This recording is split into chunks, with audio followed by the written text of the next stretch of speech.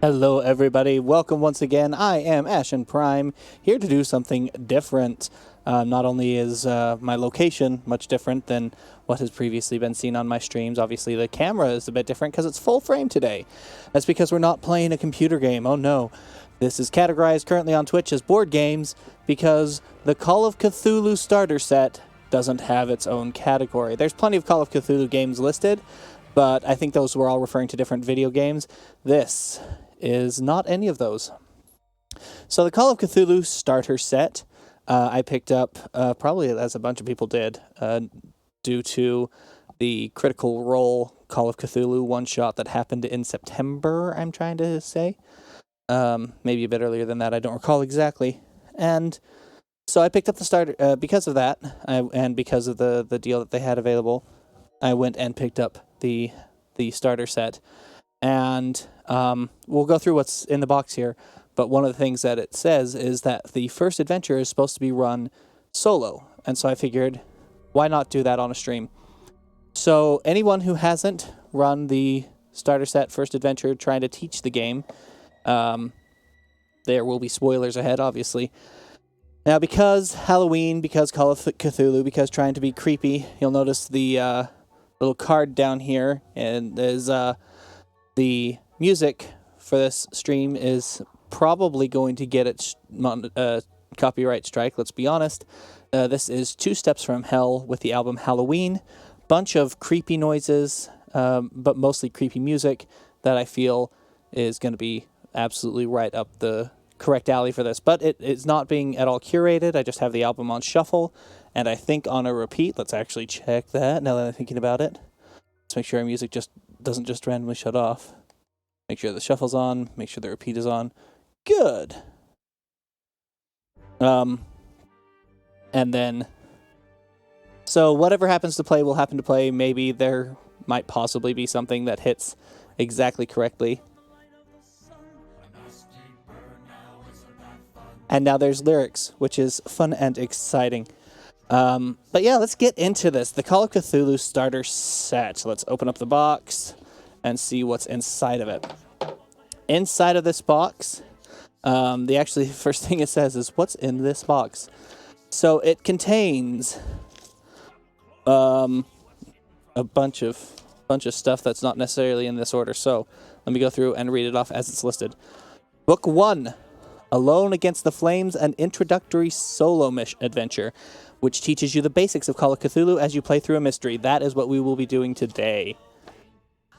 Book 2, Call of Cthulhu starter rules. Everything you need to get started playing games of mystery and horror. Book 3, Paper Chase and Other Adventures. 3 starter scenarios to mystify, perplex, and scare. There are also...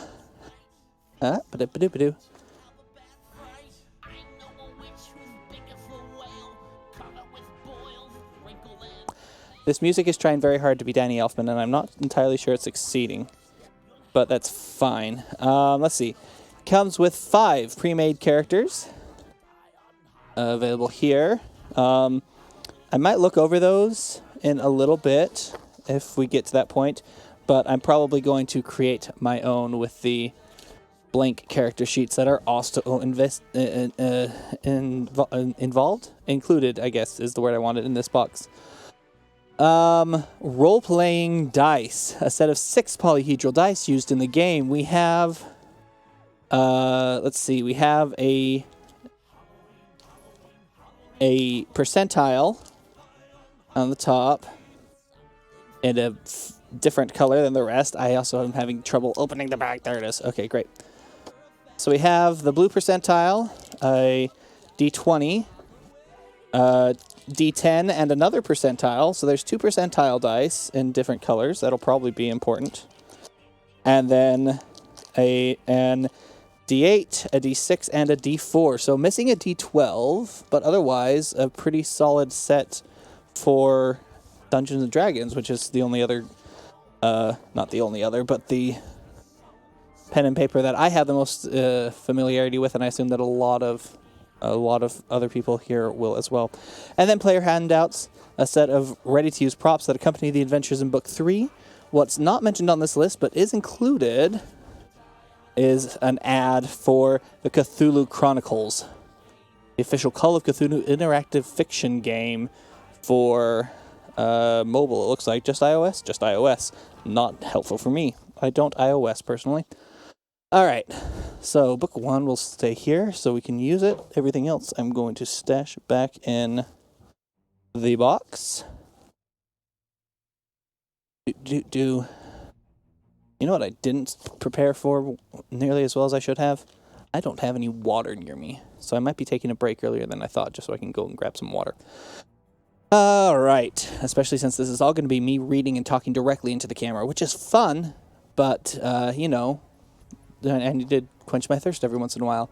I also need to turn down this light, good heavens. It is just a bit much. Let me... Oh, that was the wrong direction. Let me turn this down some. There, now I actually look like I have a relatively decent skin tone and not just like the pallor of a ghost, which I do have, don't get me wrong, but shh, don't tell anyone. All right, also on the bottom of this is a read me first. On the back of this is the Chaosium. It looks like an ad for... So Chaosium is what made the game, Chaosium Inc. So an ad for them is also here. But let's do the README first. This music is just great. The books in this starter set are designed to be read in the order presented, so open book 1 first.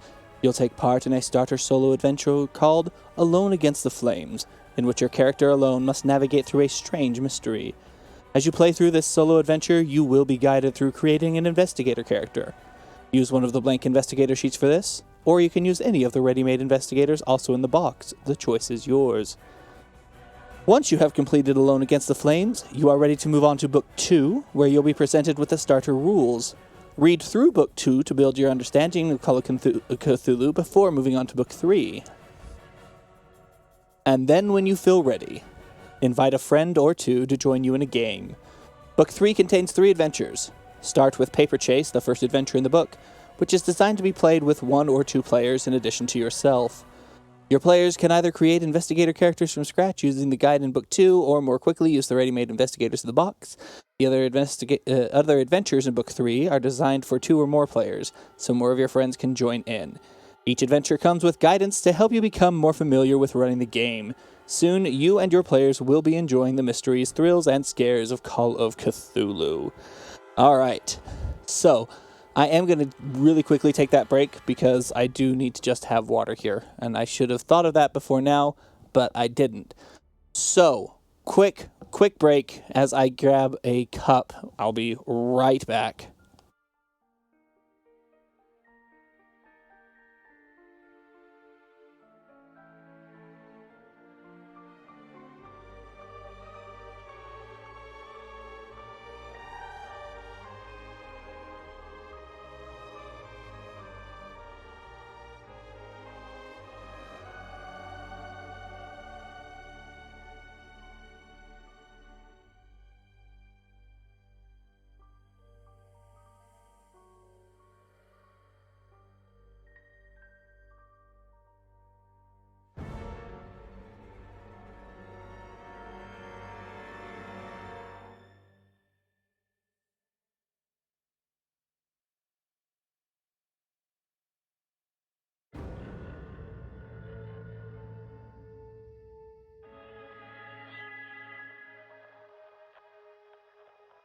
I had briefly entertained the thought of not bringing up that BRB screen while I left. I'm glad that I did, though, because the way I'm currently set up, there is no dignified way to get back into this seat. I'm surrounded on all sides by tables. I have to climb over them to get out, and I'm sure you don't want to see that. Or at the very least, I don't want you to see that. So, here we go. Call of Cthulhu Starter Set, Book 1, Alone Against the Flames. And there will be a lot of looking at me, and as I read this, I'm afraid I don't have any better camera setup to show you the book itself. However, as there are beautiful bits of artwork, I will be sure to flash them in old reading time style, like you're my kindergarten class. Alone Against the Flames. I really need a better fitting vest if I'm going to be showing off this much. Anyway, do you hear the call of Cthulhu? The most merciful thing in the world, I think, is the inability of the human mind to correlate all its contents. We live on a placid island of ignorance, in the midst of a black sea of infinity. In the midst of black seas of infinity, I'm sure somebody somewhere knows how that's supposed to sound. And it was not meant that we should voyage far. H.P. Lovecraft, The Call of Cthulhu. Call of Cthulhu is Chaosium's classic role-playing game of mystery and horror, in which ordinary people are confronted by the terrifying and alien forces of the Cthulhu mythos. All you need to play is Call of Cthulhu. All you need to play Call of Cthulhu for the first time is included in this starter set. What this set contains, we just went over this. Book 1, with Alone Against the Flame. Book 2, Book 2 contains all of the basic rules for the games. As you play through Alone Against the Flames, you will be asked to read certain parts of the rules, helping you learn the system as you face the dangers of Emberhead. Once you have played the solo adventure, you can read through Book 2 to familiarize yourself with the game's rules before playing it with friends. So if it wasn't blatantly obvious by the way that I'm already shedding layers, it is incredibly warm right now, so I'm just gonna kind of get more comfortable here. And then, of course, Book 3 is a selection of special starter adventures to play with your friends. Each adventure is designed to ease you into running Call of Cthulhu, with plenty of advice provided. There are also role-playing dice, a set of dice used to play Call of Cthulhu, some ready-made investigators, and blank investigator sheets. Of course, you can also copy these blank sheets, or you can download a writable PDF version from their website, chaosium.com/Cthulhu-characters-sheets. White might have been the wrong way to go on this tie as well. I'm just going to completely just lose most of the... I'm very warm. Overview of the game. The aim of playing Call of Cthulhu is to have fun with your friends as you explore and create a story of mystery and horror. One player takes the role of the game moderator, known as the Keeper of Arcane Lore, or Keeper for short. Their role within the rules is to run the game for the rest of the players, who take the parts of intrepid investigators of the unknown, the heroes of the story, attempting to seek out, understand, and eventually confront the horrors, mysteries, and secrets of the Cthulhu mythos. As you are the person reading this book, we will assume that you are going to take on the role of Keeper for the first few games you play. The Keeper picks a story to run. These stories are known as adventures or scenarios. You will play through a special solo adventure, Alone Against the Flames, to introduce the game to you. But you will also find some starter scenarios in Book 3 to play with your friends. A scenario provides the Keeper with the structure of a story to present to the players. The Keeper's role is a little like that of a director making a movie in which the actors don't know how the story will develop. The players are like actors who have the freedom to improvise their own scripts and actions within that movie or game. The investigators need not be anything at all like the people who play them. Indeed, it is often more rewarding and enjoyable for players to create characters entirely unlike themselves, such as tough private eyes, wisecracking journalists, or learned academics. I've found personally in role-playing games that it is really hard to play a wisecracking anybody if you yourself are not already good at the wisecracks. I ain't, and so it's really hard to play those characters even though I love them and personally want to play those kind of characters all the time. Oh well, so sad. Most of the play is a verbal exchange. The Keeper sets the scene, describing the environment, the individuals, and the encounters to the players. The players tell the Keeper what they intend their investigators to do. The Keeper then tells them whether they can do it, and, if not, what happens instead. In play, the game takes the form of a group conversation with many twists and turns and fun along the way. The game rules use dice to determine if an action succeeds or fails when a dramatic conflict presents itself. For example, whether the investigators are able to leap out of the way of a giant statue about to crash down upon their heads.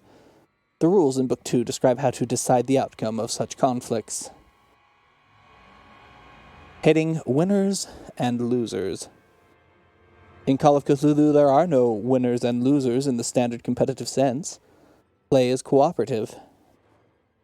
The participants work together to attain a common goal, usually to discover and foil the nefarious plot being perpetuated by the minions of a dark cult or a secret society.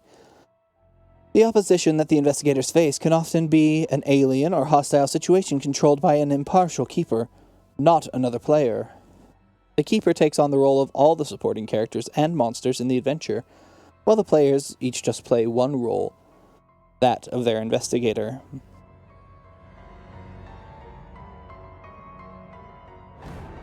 Winning in such a situation depends on whether the investigators succeed in their goal, and losing is what happens if they fail to achieve it. They may be able to try again later.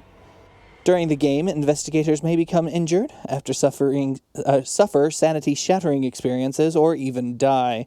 However, someone has to make a stand against the cosmic horrors of the Cthulhu mythos. And the death of a single investigator matters little if it means repulsing Cthulhu's master plan to enslave the Earth. Investigators who survive gain knowledge of horrendous monsters, power from arcane volumes of forgotten lore, and advancement in their skills as they become more experienced. Thus, the player's investigators will continue to progress until their demise or retirement, whichever comes first. So, I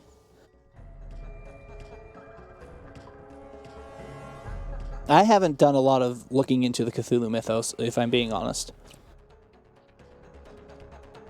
I have a very basic knowledge, that which is readily available and kind of in the cultural zeitgeist now, because it became, as Cthulhu, the Cthulhu and H.P. Lovecraft, and Lovecraftian mythos, I guess, became more mainstream a few years ago. So I haven't actually read any Lovecraft or any of that. But as I understand it, I thought the point of the old gods, such as Cthulhu, was that they were so massive and terrible and powerful because they don't give a crap about humanity or the Earth. They just exist and are incomprehensible. So this, talking about repulsing Cthulhu's master plan to enslave the Earth, is that actually his master plan? I don't know. I might skip forward a bit, because this next is never played a role-playing game before. I have, so I'm not concerned about reading through that all. Dice roll variations, reading the percentage die. There is an example of his play. It seems unnecessary. Alright, Alone Against the Flames. Next steps.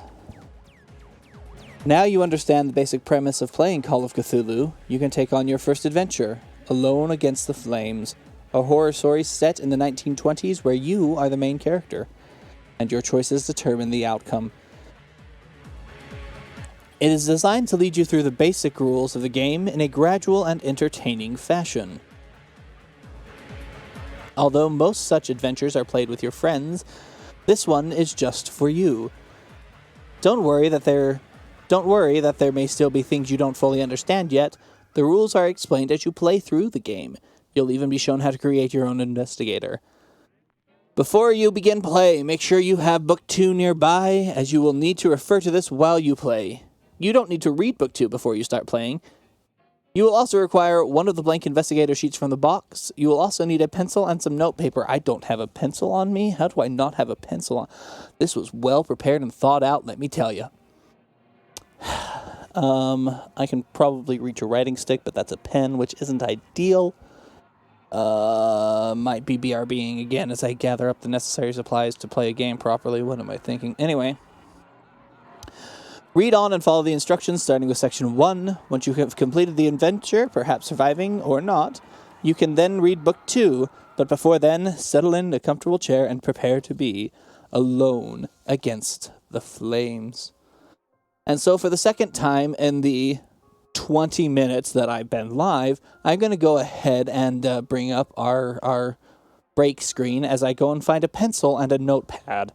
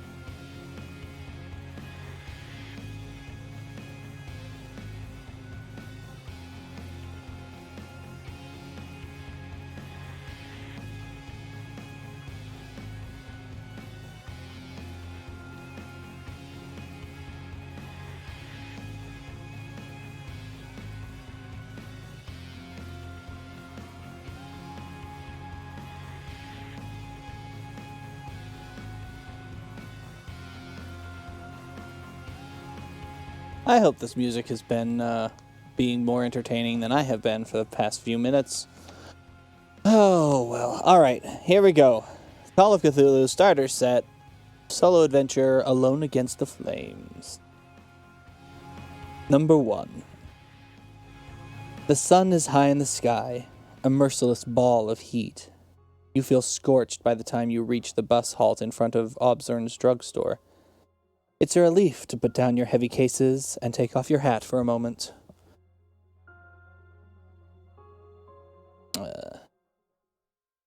You fan your face. It has been a long summer here in your hometown, and yet a curiously empty one. You look across the street at the grubby butcher's shop, the grocer's with its faded awning, and the shabby tobacconists. Mistrustful faces glare at you as they pass, eyeing your clothes and luggage. It was your parents' choice to live here, not yours. You were happy down south as a child, among Providence's white-walled houses and leafy churchyards. Perhaps this new job in Arkham will supply the change you need. Yet everybody you know in the world lives here. You know nobody in Arkham, not one soul. You ask yourself one last time if you are doing the right thing. The answer is here. None of your supposed friends have come to see you off. You are alone. Whatever challenges lie in Arkham, it will be a new life and a brave one. A small gray motor coach approaches and rattles to a stop. You put your hat back on and pick up your case. Alright, so this is in full choose your own adventure style. So every entry has a number, and then at the end it says to go to a different number. So we are going now to 263, which is very near the end of the book. There are only 270 entries total.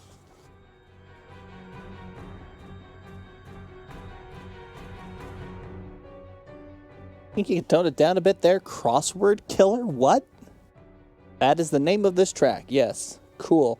I'm just gonna pop that a little bit lower for us now. Alright. 263. Two young men with sullen expressions alight from the coach. One looks you up and down before heading away.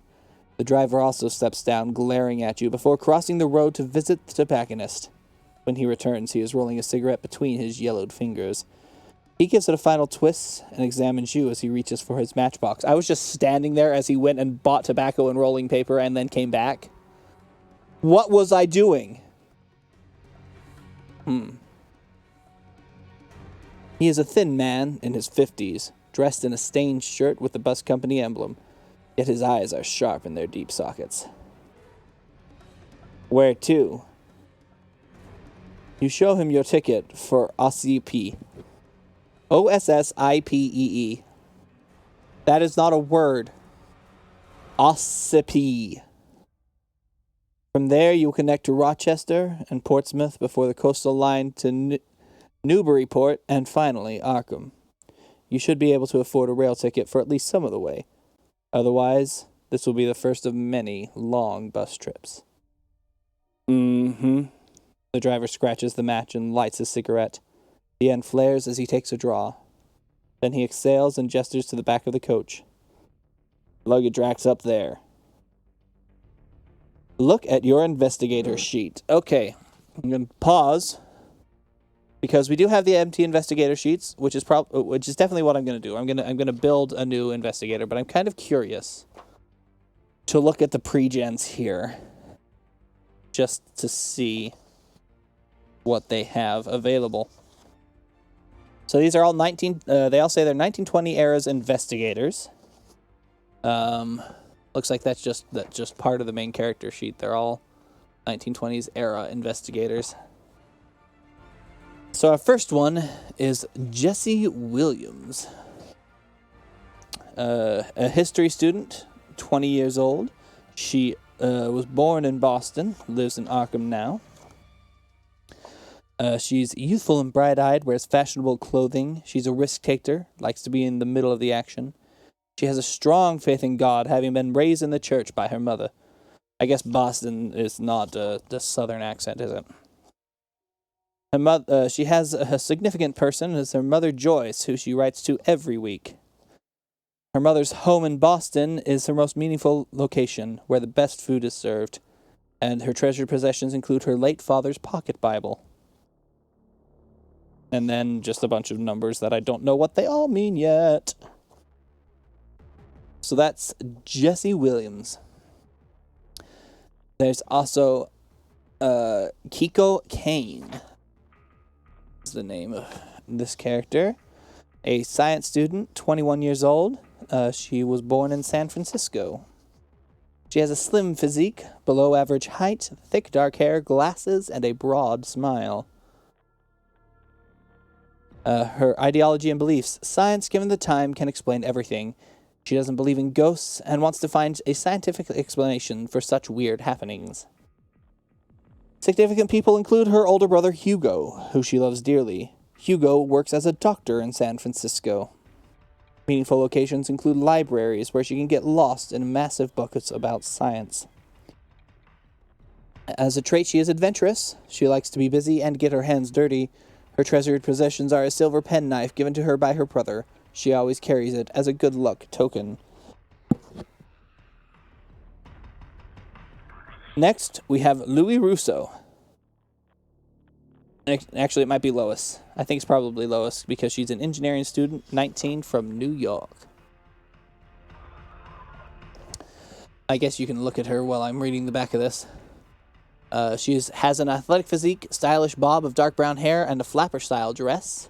She's hard-nosed, has a fiery temper, and loves arguing. She never walks under a ladder. She was raised in the Catholic Church. She has a healthy respect for the supernatural and can be quite superstitious. Her father is her significant person, who she knows works for the gangster Don Schultz in New York. Or Dutch Schultz. Dutch Schultz. I guess I should actually read this correctly. Meaningful locations include New York City and the loving arms of her family. Also training on an athletics track where she can focus her mind. Her treasured possessions include a switchblade knife, a present from her father who said, "Keep this with you. It'll get you out of hard spots."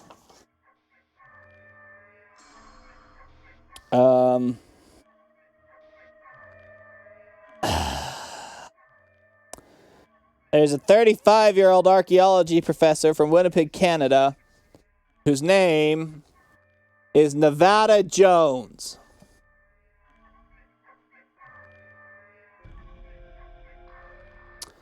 Handsome, but a little rough around the edges, below average height, wears a suit when necessary, but prefers more casual attire.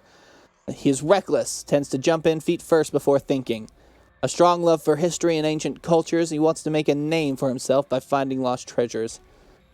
His significant people include his father, Frank Jones, whose own discoveries made him famous. Nevada feels overshadowed by his father. Ouch. Why? Meaningful locations include a bar where strong drinks are sold and where he can forget his trouble. His treasured possessions is his St. Christopher medallion, which he believes is a good luck charm. But why, though? Why not an original character? Whatever. And then there's Wentworth Avebury. He's a languages professor, 58 years old, from New York.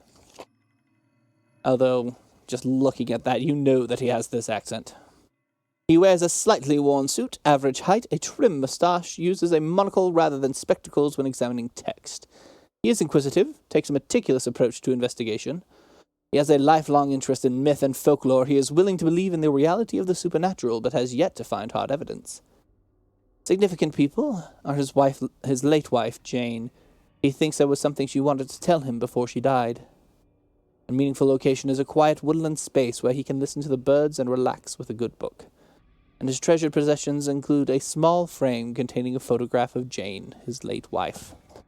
So if I were to play any of the pre-builds, it would be him, but none of them match the character as described so far by this story, so we're going to build a new one. And to do that, I'm going to need something to write on. Alright. So, new character sheet. Here we go. Look at your investigator sheet. At the top, you have spaces for 8 characteristics. Woo!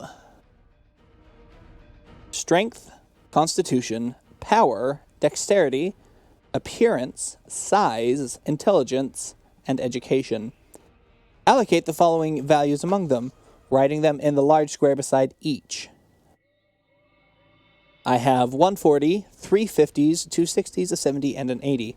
If you would like more information about what these characteristics mean, read page 7 of book 2. I'm going to do that.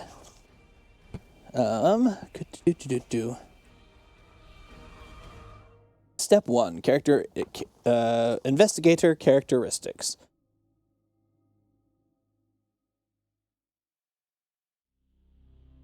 To begin, a Call of Cthulhu character has 8 characteristics. Strength measures the raw physical power your investigator can bring to bear. Constitution is a measure of the health and the hardiness of your investigator. Power is a combination of the force of will, spirit, and mental stability. Interesting. Dexterity is a measure of your investigator's physical ability and agility and speed, Appearance measures the physical appeal of your character. Odd that has its own stat. Size reflects your investigator's combined height and weight. Intelligence is a rough measure of your investigator's cunning and ability to make leaps of logic and intuition. Education is a measure of the knowledge that your investigator has accumulated through formal education or the venerated School of Hard Knocks. Allocate the following values where you like among these 8 characteristics. It's the same set of 40, 3 50s, 2 60s, a 70, and an 80.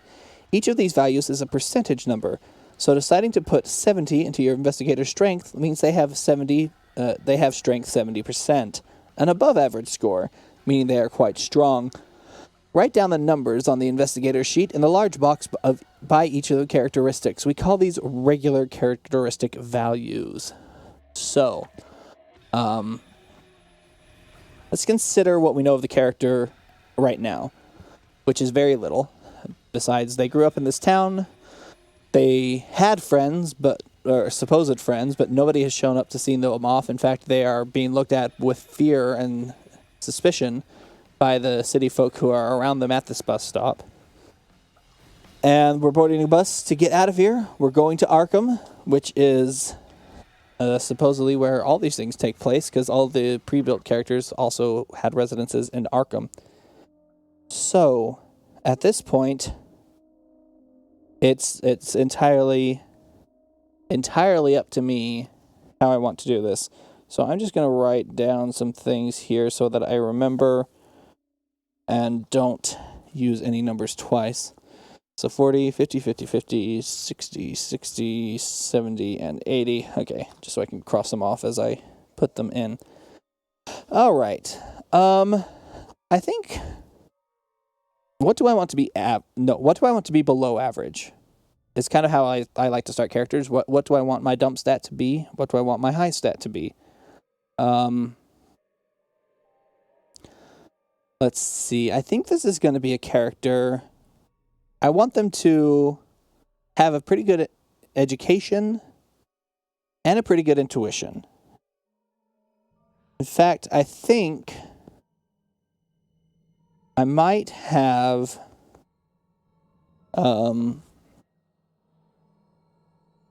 let's see. Intelligence is a rough measure of their cunning and ability to make leaps of logic.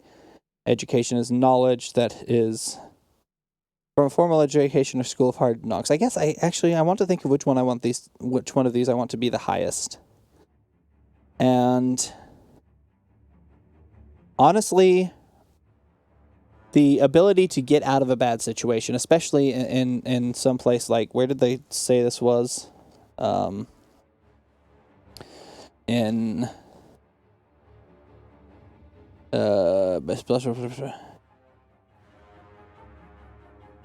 are in the South. I was happy as a child among Providence's white walled houses and leafy churchyards.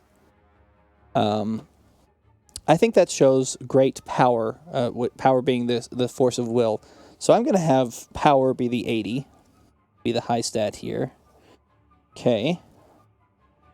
Next, then, I think I want to honestly be...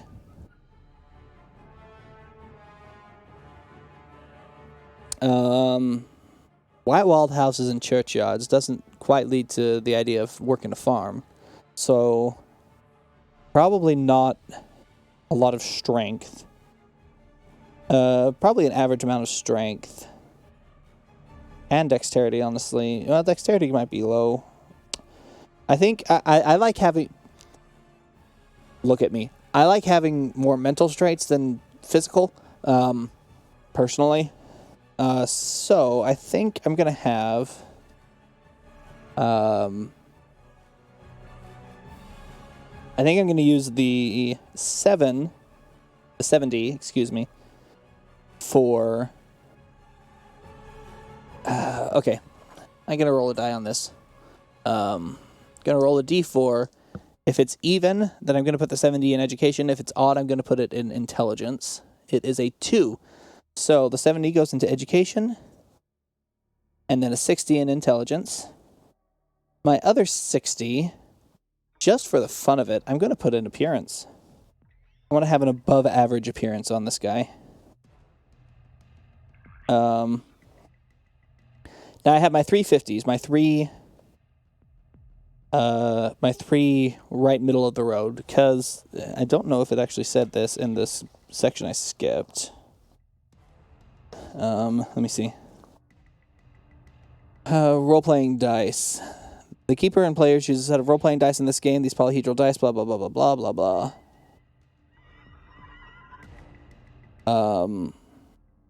No, it doesn't say how skills are rolled. But as I recall, this is one of the ones where you have to roll below the value that you have in order to be successful. So 50 is directly middle of the road if you're running on a percentile. So I think I definitely want my constitution to not be the 40. I think I want my strength to be pretty high, or to be average, and my size to be average as well, which means my dexterity then is the low number. I don't have anything set up to quickly put these on screen. I probably should have thought of that too, but I didn't. So, watch this. I'll just, quick as I can.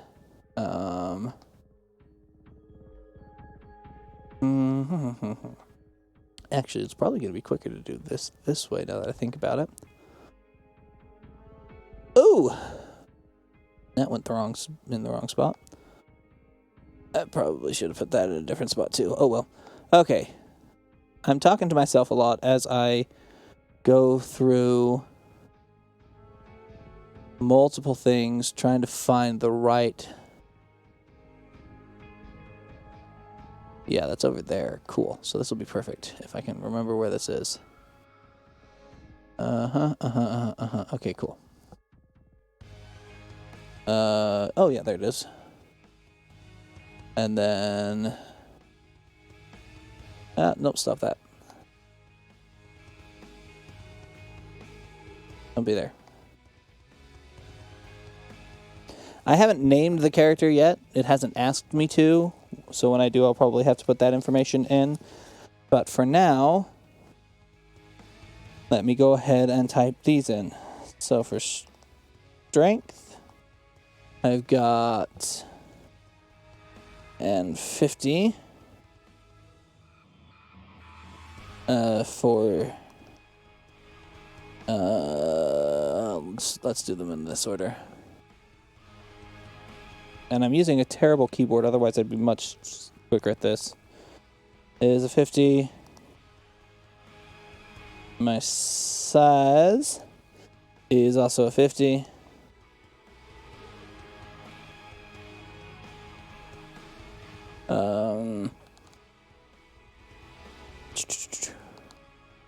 I could pull my good keyboard around, but I'm not going to do that either because it takes more time than I want to spend.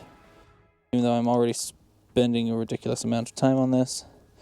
My dexterity is 40, not very dexterous. My appearance is 60 because I'm vain.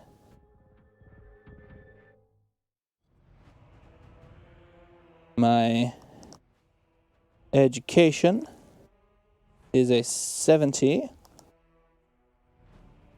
My intelligence is a 60. And my power is an 80. Alright. Let's see how bad this looks.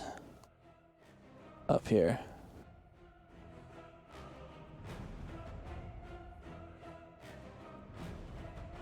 Aha! Sweet. They're right there.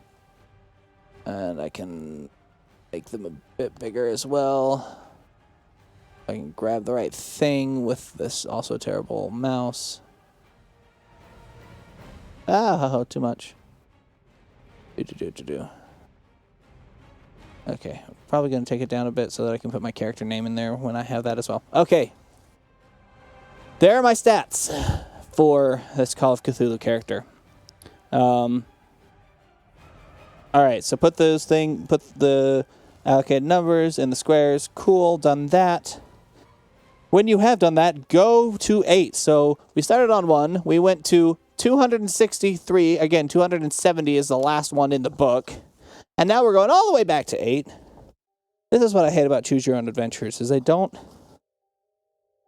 keep in mind the annoyance that it is to have to flip through all of the freaking bits of the books. The driver smokes and watches as you drag your case to the back of the motor coach. The rack is set inconveniently high on the vehicle. You get a grip on the heavier case. If your size is 40, go to 23. If your size is higher, I did take the 50 size, then go to 38. I'm kind of interested if 23 is that you just fall on your butt. But we're going to go to 38. Passing by 23, it says you struggle for a few seconds before he helps you. Okay, 38. The driver continues to enjoy his cigarette, watching with keen interest as you struggle with the case. You grit your teeth and heave the second one into place. Perhaps the residents of Arkham will have better manners. Go to 233. Just a thing to check.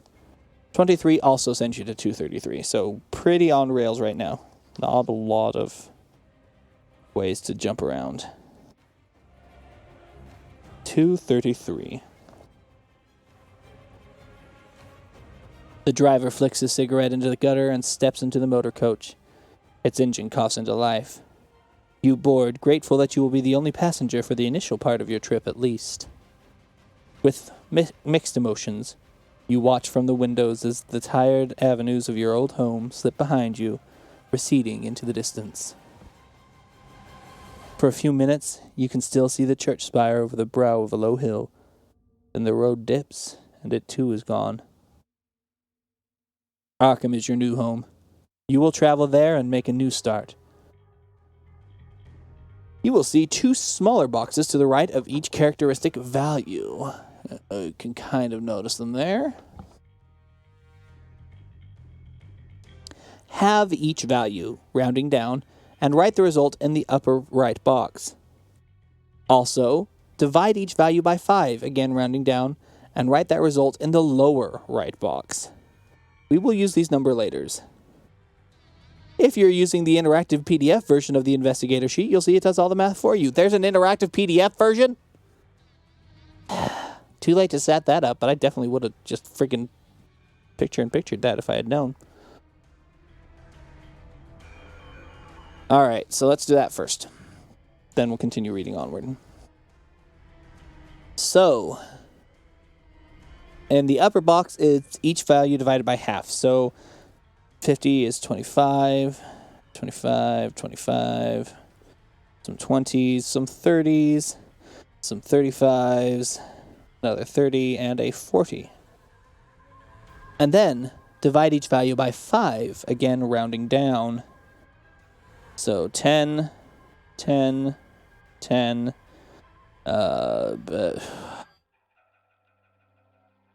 8. 40 divided by 5 is 8. 60 is 12. 70 is 14, I assume. Yes. 60 is 12. And 80 would be 15. Yes? 16. It would be 16. I can't do basic math in my head. Except that I just did. I just got it wrong the first time. Alright, in the strip below, you will see the tracks that record sanity and magic points.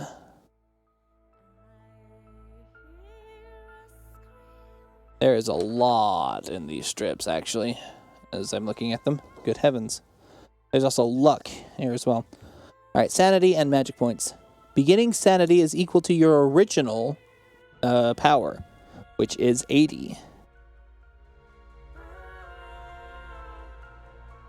And the beginning magic points are the same as the value you've just assigned for power divided by 5. So the divided by 5 was a 16, so I have 16 magic points. Mark these on the tracks. All right. Then we go to 134. I understand the physically laying things out so that you can't look ahead at your options and see what they are and spoil yourself that way. But make them just like 1, maybe 2 page turns away, not literally half the entire book. Or just the entire book, which is also not fun. The coach putters through the countryside. At first, the interior is stifling, and your stomach lurches with every bend in the road. However, the driver opens his window, and by switching seats, you find a spot where the breeze hits your face.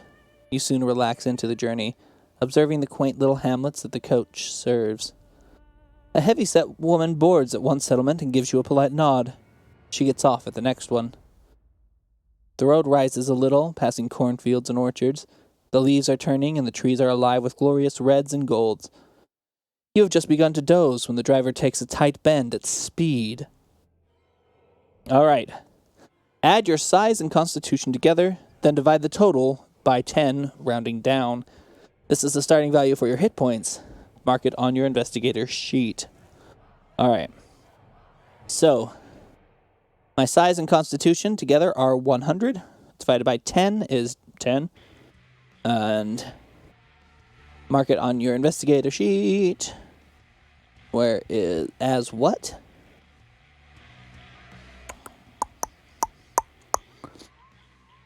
I assume max HP? I'd say that max HP, I think, is what it's asking for here. For me, that's 10. Oh, hit points. There it is. 10. It's its own little box over on the side there. I didn't actually read the title for that box, so it took me a second. That was my fault. You also have a luck score. Roll 3 6-sided dice. I'm going to use the 1 6-sided dice they gave me and roll it 3 times. Okay. 2, 8, 12. Multiply your 3d6 roll by 5 to get your beginning luck score and mark it on your character sheet. So 12 times 5 is 60. Now you must make a roll against your dexterity. Roll 1d100.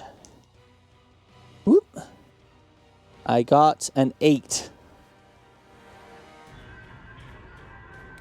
It says how to roll those dice.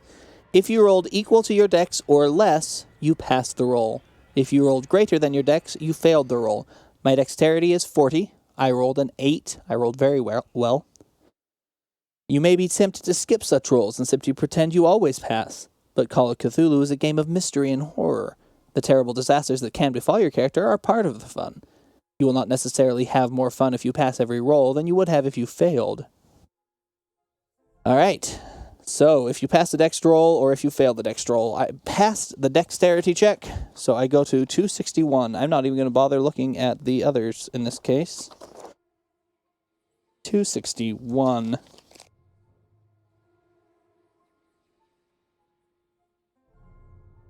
A desperate yell awakens you. You feel yourself slide from the seat as the driver spins the wheel and the motor coach plunges off the road. You grab hold of the seat in front just in time to prevent a painful fall. The coach stops with a thump. Now you see what has happened. A Fordson tractor has stopped in the road and your driver has had to swerve to avoid this steel obstacle. He leaps from the seat into the road, unleashing a string of curses at the farmer. You take a moment to catch your breath. Perhaps you should offer assistance? but the driver has already returned. He backs the coach up a little and threads it around the tractor, glaring at the farmer. Is my luggage still in the rack on top where I put it? Because that's the first thing I would check. Go to 71. Do, do, do, do, do, do, do.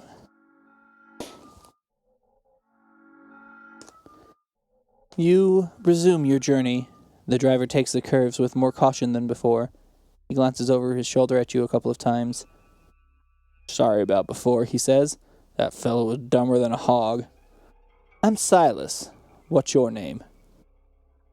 The accident was at least as much Silas's fault as the farmer's, but it doesn't seem shrewd to antagonize the man while he's driving you through the middle of nowhere. Make up a name for your character and record it on your investigator sheet. You may add your age for the purposes of this adventure. Your character should probably be aged between 23 and 36. All right. Names are hard. Names are very hard. Especially with my birthplace being Providence. Providence in the south, though, so not like Providence, Rhode Island. Interesting. Age, for simplicity's sake, we'll just say like 28. Why not? That's close enough to where I am. But the name. The name.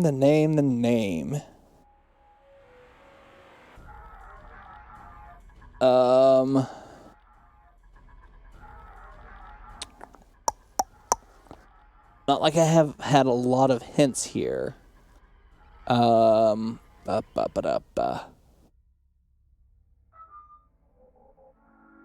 Silas is the only other name we've heard so far besides Austin's drugstore. And of course this bunches of names here. But I don't really think Nevada Jones is a good an indicator of what we should be looking to name our characters. Let me think. I am thinking. And you are letting me, because you don't have a really good way of not letting me. My normal method is just start typing letters and see what happens. Or hit a randomizer. I really like name randomizers because I hate coming up with them. All right. Now, the thing that's gotten stuck in my head that I'm going to just go with is Jonas. I don't know why that's stuck in my head, but that's the name. The character's name is Jonas. Let's update that up over here.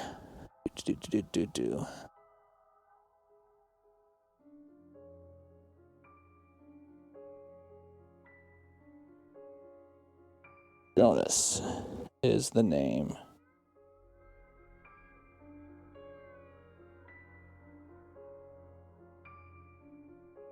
Hey. Or Jonas. I'm pronouncing it Jonas. And that's also how I spelled it, so... Oh no, I definitely used an A on the character sheet. I don't know why I typed it in with a U. So let's just fix that. 2 S's? 2 S's are not necessary. Oh, I'm hitting the wrong button. That's what's happening. Okay. Jonas. All right. The coach turns onto a narrower road, which weaves uphill through woodland. Silas becomes chatty. Going to Arkham, eh? Can't say I ever heard of the place. Went to Boston once, didn't like it. Too much hustle and bustle. You got family there? A special someone waiting? The afternoon is wearing on. You see no harm in confiding in Silas about your new life. Job, eh? What's your line? Choose an occupation for your character from the following options. An antiquarian, a doctor of medicine, a journalist, a private investigator, or a professor. So let me think about who we've built here. Fairly well educated, really well educated, in fact, has a great strength of will, looks good, and has good intelligence, but not very dexterous, average size and constitution. I kind of want to say journalist, honestly. I think I'm going to. This is going to be a journalist. I'm writing that down on my sheet. Well, no, it's not. It hasn't said to write that down on the sheet yet.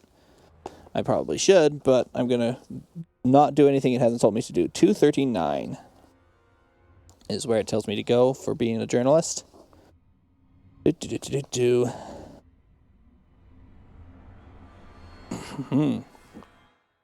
There's a creepy looking picture on this page, let me tell you. You mentioned the reporter's job, which you secured at the Arkham Gazette on the strength of a few freelance pieces in your local newspaper. It will be a relief to get away from the vapid society columns and whimsical stories. You understand the Gazette covers everything from the Let me start that whole sentence over. You understand the Gazette covers everything from the breakthroughs of researchers at Miskatonic University to the most sordid exploits of local ne'er-do-wells. It should be something to get your teeth into at any rate. A writer? For a newspaper? Silas seems confused, as if he thought the stories somehow wrote themselves. Your credit rating skill is 20%. Credit rating. So there's an entire bunch of skills down here that it looks like it's about to take me through. I'm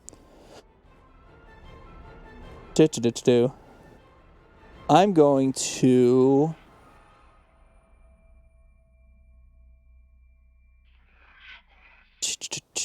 I'm definitely going to put journalist then as my occupation. Journalist. Cool. All right, my credit rating skill is 20%. Your occupation skills are... I feel like these are things I need to mark. Arts and craft photography.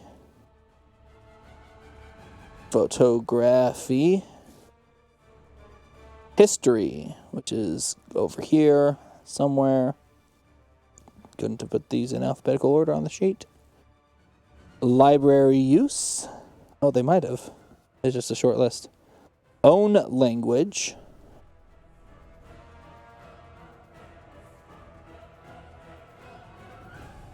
I'm not seeing... Oh, language own. There it is. Psychology. And one of either charm, fast talk, intimidate, or persuade. Charm, fast talk, intimidate, or persuade. I think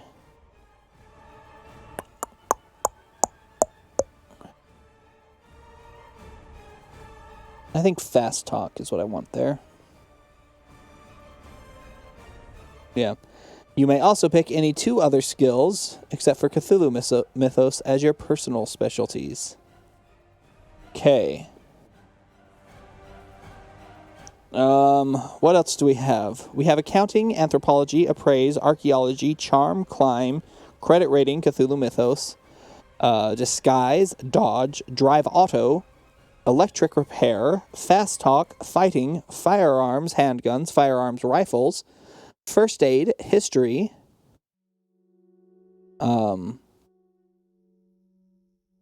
intimidate, jump, different languages other, language own, law, library use, listen, locksmith, mechanical repair, medicine, natural world, navigate, occult, operate heavy machine, persuade, pilot, psychology, psychoanalysis, ride, science, sleight of hand, spot hidden, stealth, survival, swim, throw, track, and then a bunch of these. So arts and crafts, fighting, firearms, languages other, and silence all have the ability to have multiple sub-versions of that. So, for example, it includes firearms, handguns, and firearms, rifles, shotguns, but then there's a spot to put some other type of firearm there. Whereas, like the arts and crafts, I had to specifically say photography, and then I could fill in the others as wanted. For a journalist, I want to have listen, and I want to have spot hidden, I think, as my other two that I can have. All right. Allocate the following values among these occupation skills, writing them in the large square besides each. 70, 60, 60, 50, 50, 50, 40, and 40. Let me count and see real quick. 2, 3, 4, 5, 6, 7, 8. 1, 2, 3, 4, 5, 6, 7, 8. Okay, yeah. So that does include the 2 that it said I chose as personal skills. They're still part of this list here. So, I'm willing to take the 40 in photography. I'm not that interested in using that. I want to have a pretty high listen. I want to have a very high listen. I'm going to put the 70 in listen.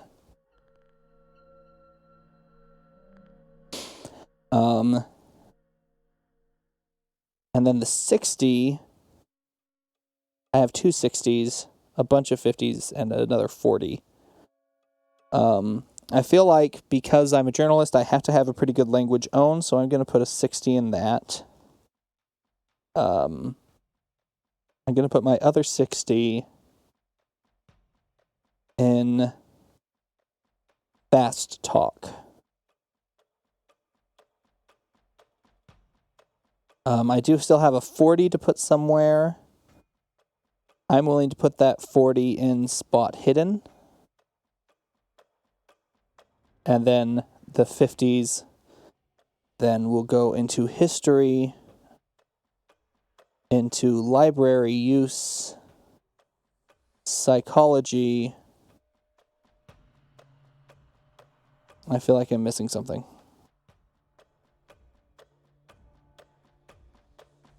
What am I missing? I have a 40 in arts and crafts, a 60 in fast talk, a 50 in history, a 60 in language, a 50 in library use, a 70 in listen, a 50 in psychology, and a 40 in spot hidden. I had the same number of skills as I had percentages, I thought. Oh, no, I didn't count all my 50s correctly. I have all the 50s. Okay. That's what I did wrong. Great. All right. I have allocated my skill points.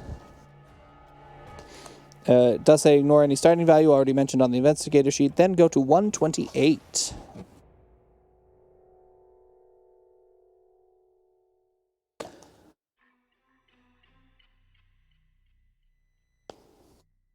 You realize Silas hasn't made a stop since the incident with the tractor. The motor coach winds its way uphill. However, your thoughts are interrupted as the road crests a ridge, and you are treated to a magnificent view of the vista below. A creek snakes through the valley, breaking the rich autumn palette of the tree line. In the distance, the white mountains rise into a hazy cloud. There is no settlement, not even a cabin, as far as the eye can see. Birds drift through the treetops, and you can just make out what might be 2 white-tailed deers lingering by the water.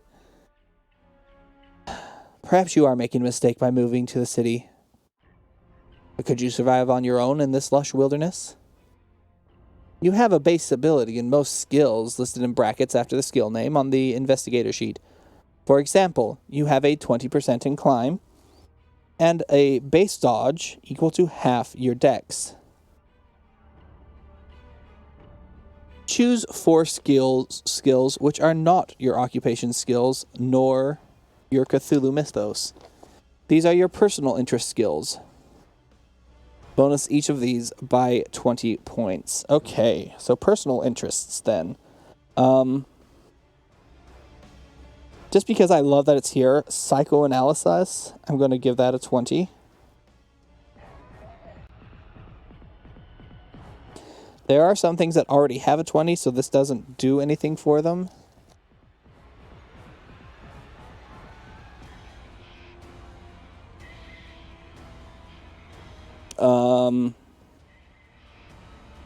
What else would be interesting, personally? I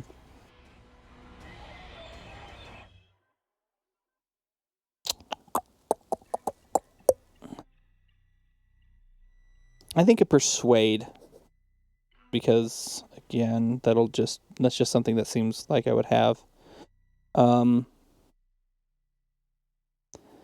Natural world, not really, I don't think. An intimidate, let's do an intimidate. That's 3, so I have 1 more now.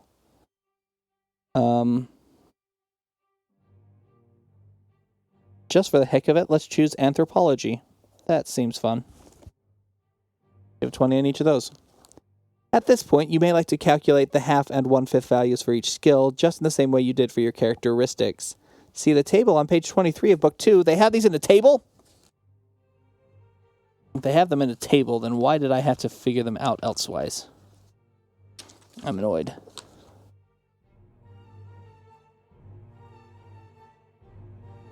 They do! Oh, I'm so annoyed. There's just a table that has them all figured out for you already. Thanks a lot, game. Remember to round down. If you are bored of calculations, you can leave the math until it becomes necessary, or if you're using the PDF version, it'll do all the math for you. I will leave the math until it becomes necessary, because I theoretically have an audience. I don't actually have an audience right now, but theoretically sometime in the future somebody may watch this. I also apparently need to be louder in my stage whispers, otherwise my noise gate, that's the word. My noise gate will cut me off.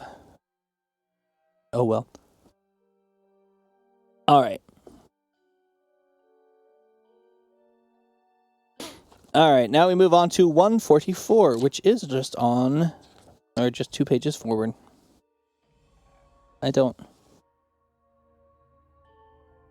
don't think this is a vista that it's talking about us just having seen, but it looks very pretty. Oh, also, I'm just noticing that with the current setup, the power bit is getting cut off there, so let's go ahead and shrink this just a touch. Yeah, that's fine. Alright. 144. The motor coach rattles on through the hills, and Silas lapses into silence. The sky darkens behind you, pinks tinting the clouds as the sun descends. Finally, a welcome sight comes into view, a settlement on the crest of a hill. This doesn't look like the pictures you've seen of Ossipee, but perhaps you can persuade Silas to stop while you stretch your legs.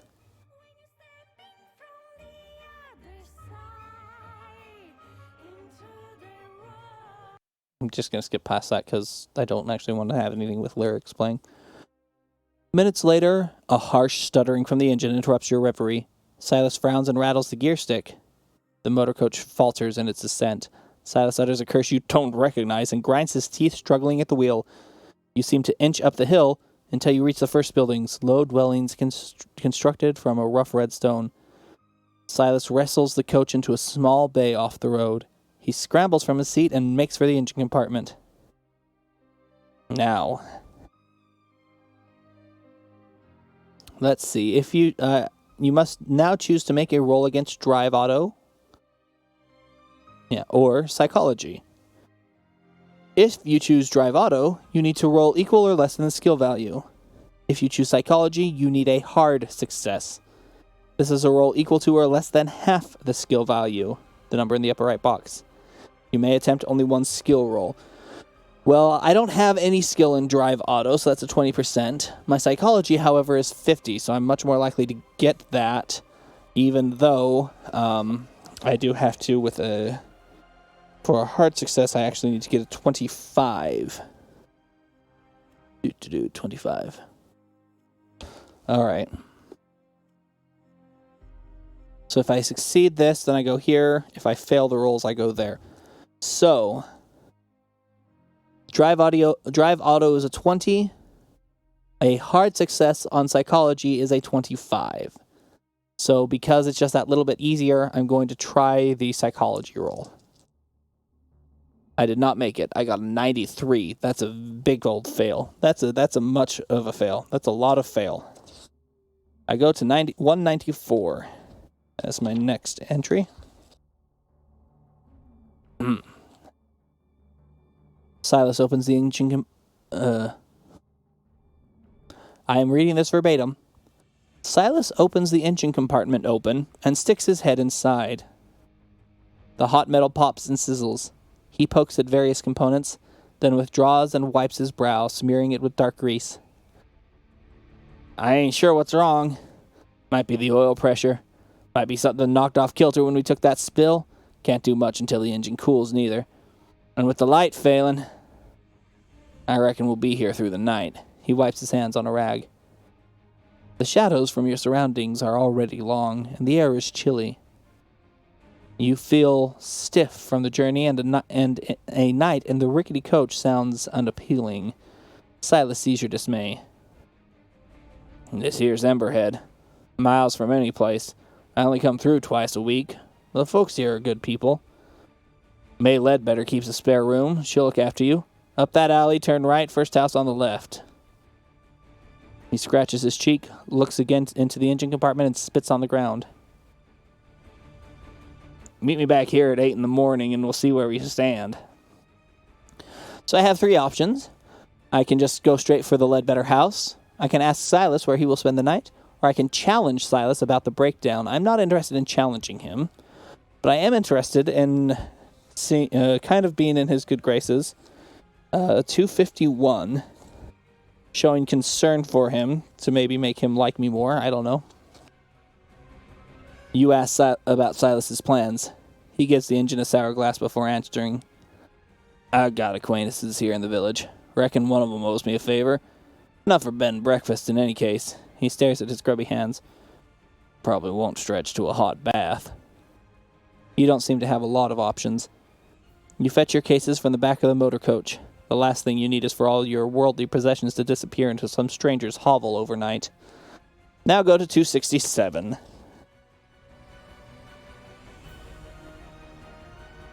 You drag your cases between the sullen buildings. You feel surprisingly weary, considering you have spent all day sitting down. Silas's directions lead you to a modest dwelling with a slate roof. A nameplate reads Ledbetter, and underneath a sign in neat copperplate reads Lodging Room. The lane around you is gloomy, but a lamp flickers in the window. A breeze chills your face. You're not about to begin your new life by sleeping in the street. You rap on a weather-beaten door. Go to 4. 267. I'm curious if I hadn't have asked about Silas.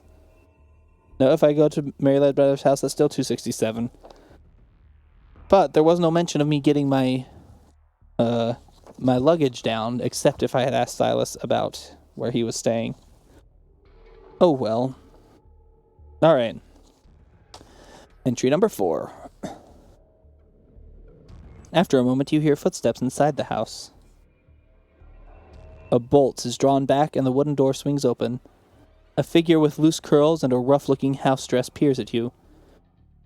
Her gaze takes in your traveling suit and your cases. Her voice has a slight Irish lilt. Hello! Should I take it as you're looking for... No, that's again, reading verbatim. Should I take it as you're looking for a room for the night? You inquire as to her rates, suppressing a grimace. As far as you've seen, this village does not seem to offer you many alternatives. Oh, you'll find them very reasonable, she says. You look tired. I may. Come inside and we'll talk over a cup of tea. The Ledbetter house feels cramped, with a low ceiling and simple fittings, but it is well kept, and a cheerful fire crackles in the grate. The aroma of the tea is soothing, and the cup warms your fingers. Have you come to Emberhead for the festival? Asks May. So I can either explain what happened with the coach and go to 14, or ask about the festival in 21. I'm going to explain what's going on with the coach first, which is on 14. May shakes her head, and you glimpse a moment of deep-seated anger in her green eyes. He always drives too fast. Thinks the road is made for him and him alone. He hit a mare some years back. That was a terrible thing. You should have seen the state of the coach. You'd be surprised at the damage done. She sips her tea and gazes past you into the corner of the room. With living here, though, we can't afford to antagonize the man. He's about the only link we have to the world at large. And he's not a bad soul at heart. And I suppose that going the same route for 15 years makes a man careless. You have to forgive him. May goes silent for a long moment. And her eyes flick back to you. But you didn't come here to listen to me blather, and you must be hungry. I can rustle you up a bit of stew. How would that be? You ask again about her rates, and May names a price so low you accept without hesitation. The room is small but comfortable, and the stew dark and hearty. After dinner, you have a couple of hours before your usual bedtime. To talk to Mason Moore, go to 31. To walk around outside and get your bearings, go to 75. And to turn in for an early night, go to 63. I'm going to talk to May some more, which is entry 31.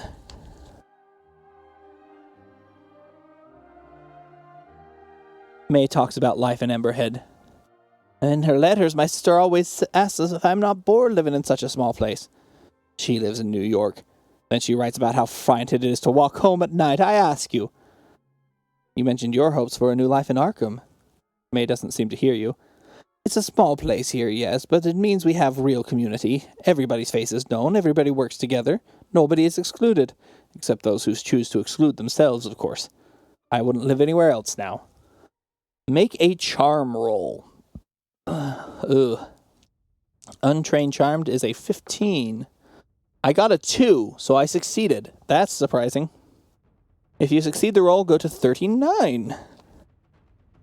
As the hours wear on, May's upbeat manner descends into something more reflective. It's not always easy. I'm a widow, you know. We have a little money, and of course I appreciate the custom of travelers like yourself. I know we'll never starve as long as we live here. But I don't see myself marrying again. I know every man in this village. I know them too well, if you see what I mean. Her mouth twists briefly, then she yawns and pushes a hand through her hair. Time for me to turn in. When would you like your breakfast? On your investigator sheet, check mark the small box left of the word charm. If you successfully complete this adventure, you will have the opportunity to learn from your experience with May. Wait, so does checking the box actually have a physical... Should I not have checked my other boxes?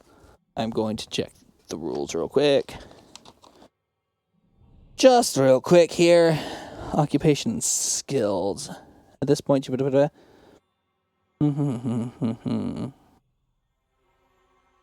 Either pick an occupation from the list following, or the list of skills provided, or tailor one to your requirements to do this aside upon occupation and look at the skills. Then choose 8 skills that are appropriate for your investigation occupation. Use some scratch paper to note down your investigator's occupation skills. So I don't actually check the boxes next to them. I just know which ones they are. I don't like that. I'm going to keep the boxes checked, because I've checked them in a specific way. So I'll check the other boxes in the other way. And then if something special happens at the end of the thing, I'll know. Okay. Set that to the side. I was on, 39? You'll have the experience to learn from your thing with Mary. Go to 63.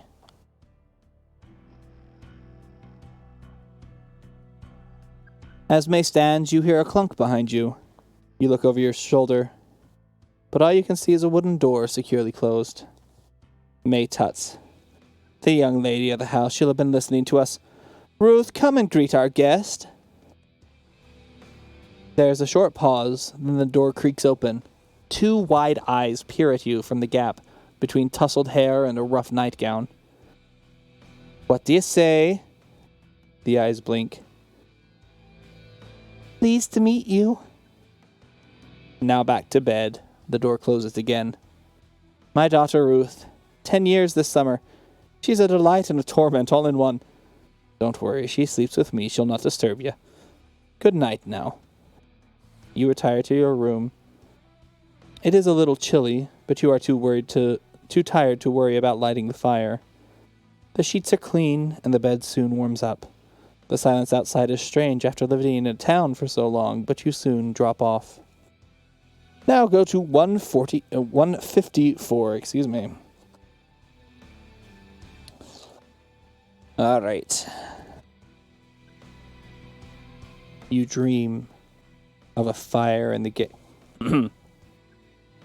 You dream of a fire in the grate, coruscating colors shimmering through the dancing tongues of flame.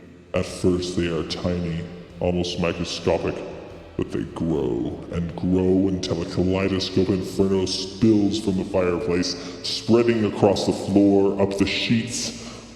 You wake with a start. Daylight glints through the curtains. You get up and examine the grate, blinking the sleep from your eyes. It is quite cold. If you have taken any damage, you may heal 1 hit point back for your night's sleep. So I'm going to assume that if I had failed my dexterity check, I would have taken damage from the crash on the coach earlier in the day.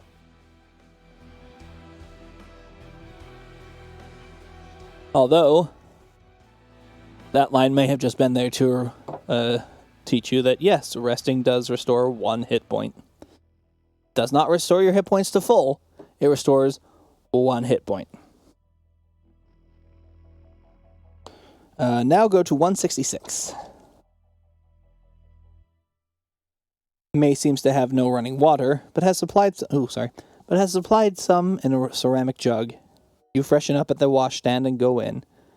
She cooks a hearty breakfast and leaves you in peace to eat. At about 7:30, you are paid up, packed, and ready to go. You bid May goodbye, and she wishes you the best for your new career in Arkham.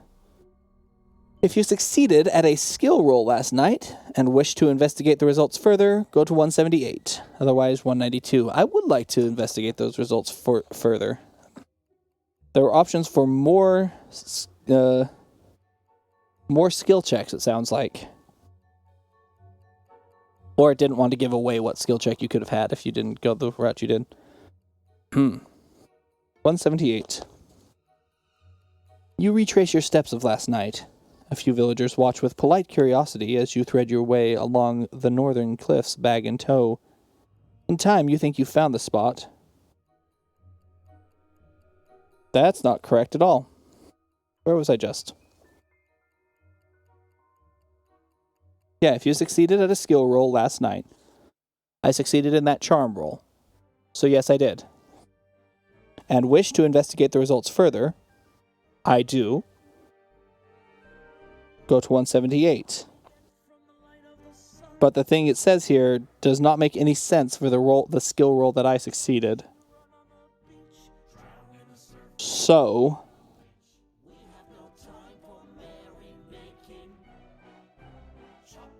unimportant, I guess. So I'm just going to skip to 192. Having just briefly skimmed through that, it sounds like something different may have happened if I had gone outside.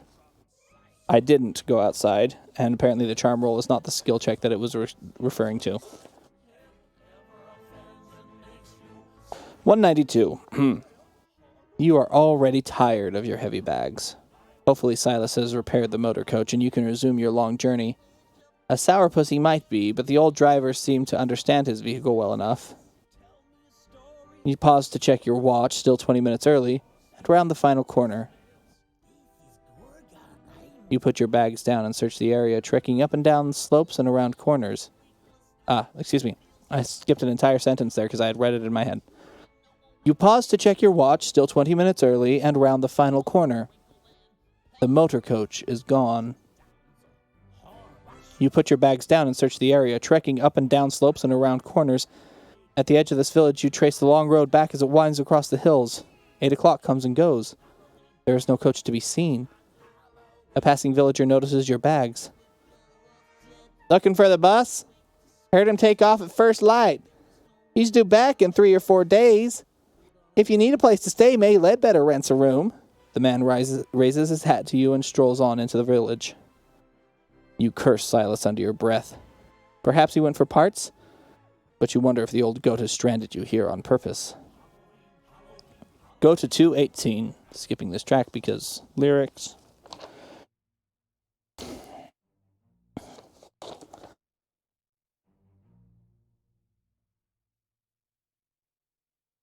May is doing laundry and looks surprised to see you again. Forgot something? When you explain the situation, she offers to store your bags while you try to arrange alternate transport. You are grateful to relinquish the load. Nobody here has any... Oh, wow. I have lost her accent entirely. Nobody here has anything like a car. She strokes her chin and narrows her eyes. Maybe you could find somebody with a horse and cart for your bags. I could ask around later. Try Mr. Winters at the village hall. He'll know if anyone will. Or ask among the artisans. Their workshops are the first left on Salisbury Street. She reaches over and squeezes your wrist. Don't worry, I won't see you sleeping in the street, money or no money. You thank May and turn to face the village. Go to 6. I'm not entirely sure why her accent just left, but it's gone now. Should I take it as you're looking for a room for the night? There it is. Get back into her there a bit. Nobody here has anything like a car. Maybe you could find somebody with a horse and cart for your bags. I could ask around later. Try Mr. Winters at the village hall. He'll know if anyone will. Or ask among the artisans. Our workshops are the first left on Salisbury Street. Don't worry. I won't see you sleeping on the street, money or no money. Oh, and this is a picture of May. That's what May Ledbetter looks like.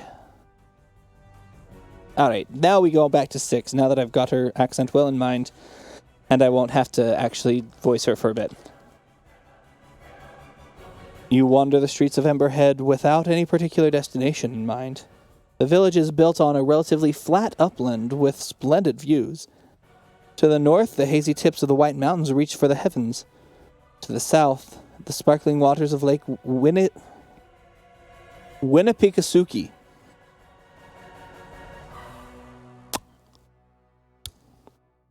touch the horizon. The village itself takes less than 5 minutes to cross from edge to edge. You arrived on the winding road to the west. The only other road leads to the south, following a lower ridge of the land as it turns east. In the southwest of the village, an open grassy space borders a ruined church, its graveyard cresting the cliffs. To the northeast, the 3 main thoroughfares meet at a raised black metal structure. It looms stark against the blue sky. You may now ask about transport at the local general store, seek out the village hall, walk down to the lower level and check out the eastern road, examine the large metal structure, explore the church, or look for local people with their own transport needs. I'm going to go to the village hall because she suggested I speak to Mr. Winnipeg or whatever his name was there, which is 84.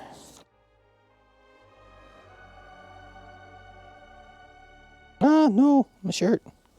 It's a good thing I have a shirt under the shirt, otherwise shirt coming open on its own for some reason. It'd be an issue.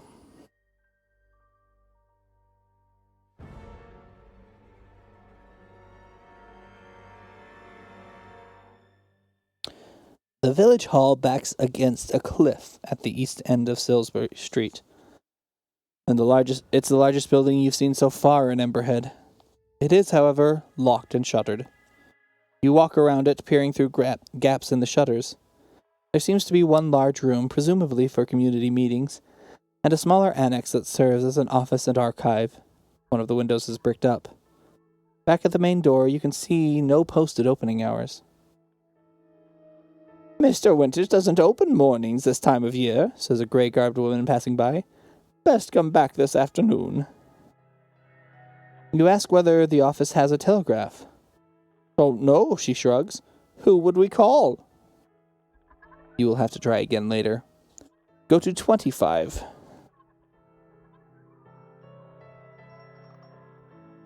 You are beginning to get your bearings in Emberhead. Would you like to explore more? You may choose another option from those below. Do not repeat a previous choice. Once you have tried 4 options, or before that if you are ready to move on, go to 3. I'm interested in examining the structure and exploring the church. I don't think I'm interested in any of the others. So we'll start with exploring the structure in 57. Actually, we'll start with the church, honestly, in 34.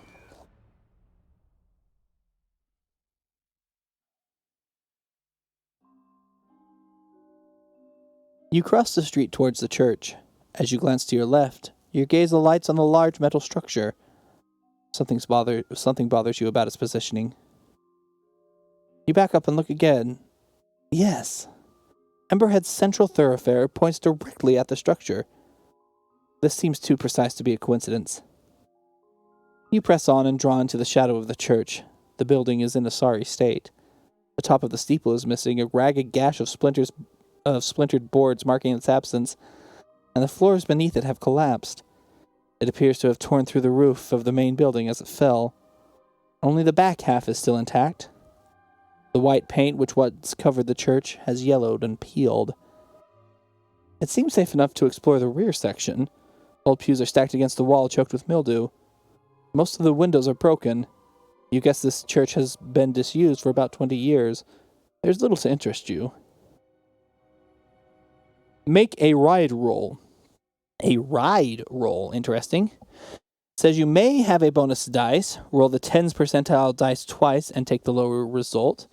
I have 2 10s, so I'll just roll them both and take the lower result. That's a 4, so I have a 4T. My ride, however, is not going to be great. My ride is a 5, so I have failed this. If you succeed, you can go someplace else. Otherwise, you go back to 25. Back to 25 is the hub where we have all these options. So I've explored the church as best I can. I did not get a good ride roll, so I did not get to continue on there. But I do want to explore this large metal structure that apparently has the center street of town pointing directly at it. So I'm going to 57.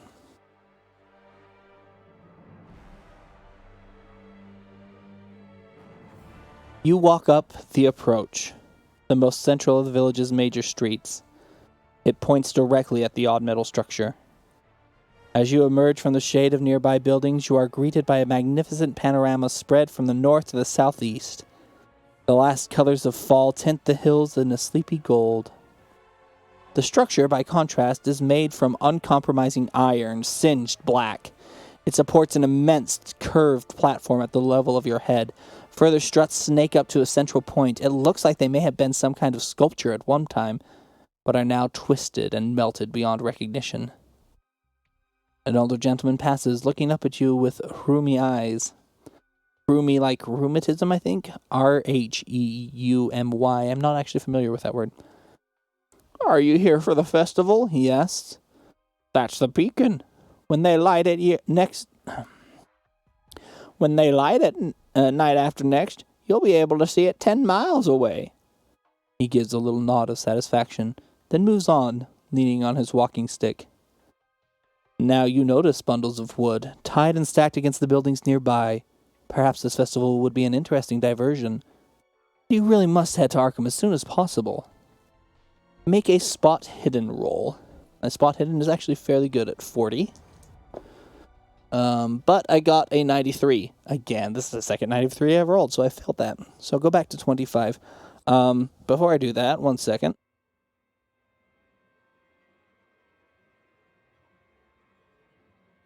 Time for just a touch of theorizing before we move on. So obviously, because this is Call of Cthulhu, it's safe to assume that things are not what they seem. So a few hints I've already picked up. Obviously, a weird dream. I did accidentally read a thing that said that weird stuff had happened if I had gone down a different path, but I didn't go down that path, so weird stuff didn't happen to me. But what's very interesting is rural America in the 1920s, and there's a disused church, like abandoned and left to rot church, which really wasn't the case in 1920s America. There, or really any era of American history, the churches were... There's always going to be a church in a village, town, whatever, and it's going to be pretty well maintained because the parishioners use it. That's just kind of the thing. So the fact that the parishioners aren't means that there aren't a lot of Christians in this town, which is unusual for American settlement. And the approaching festival and the strangeness, the scariness of this giant monolithic beacon. I mean, obviously that's going to come into play. That's Chekhov's gun is being shoved in your face there. But what's more interesting, in my opinion... Sorry, I didn't quite hop on that as quickly as I should. What's more interesting, in my opinion, is the bus driver. The bus driver leaving, because I'm almost certain. I don't know for certain. I don't know for sure. But I'm going to guess that it wasn't malicious. I'm going to say that either he was made to forget that you were with him, or he was frightened out of his mind and needed to leave the town as soon as he could and didn't care that he was leaving you behind. I'm leaning towards the latter because it is Call of Cthulhu. But it's just an intriguing thought. I think we're going to find out, if we find out anything, hear anything about Silas. We're going to find out one of three things. One, he was made to forget. Two, he was disappeared. He was actually killed or abducted or something, and the bus was hidden. Or three, he was scared out of his mind, and so he ran. It tells us to go back to 25. I have done three of the things. I could go to the general store. I'm actually interested in that. I'm going to go to the general store. And this will be the last thing that I do, and then I'll have to move on.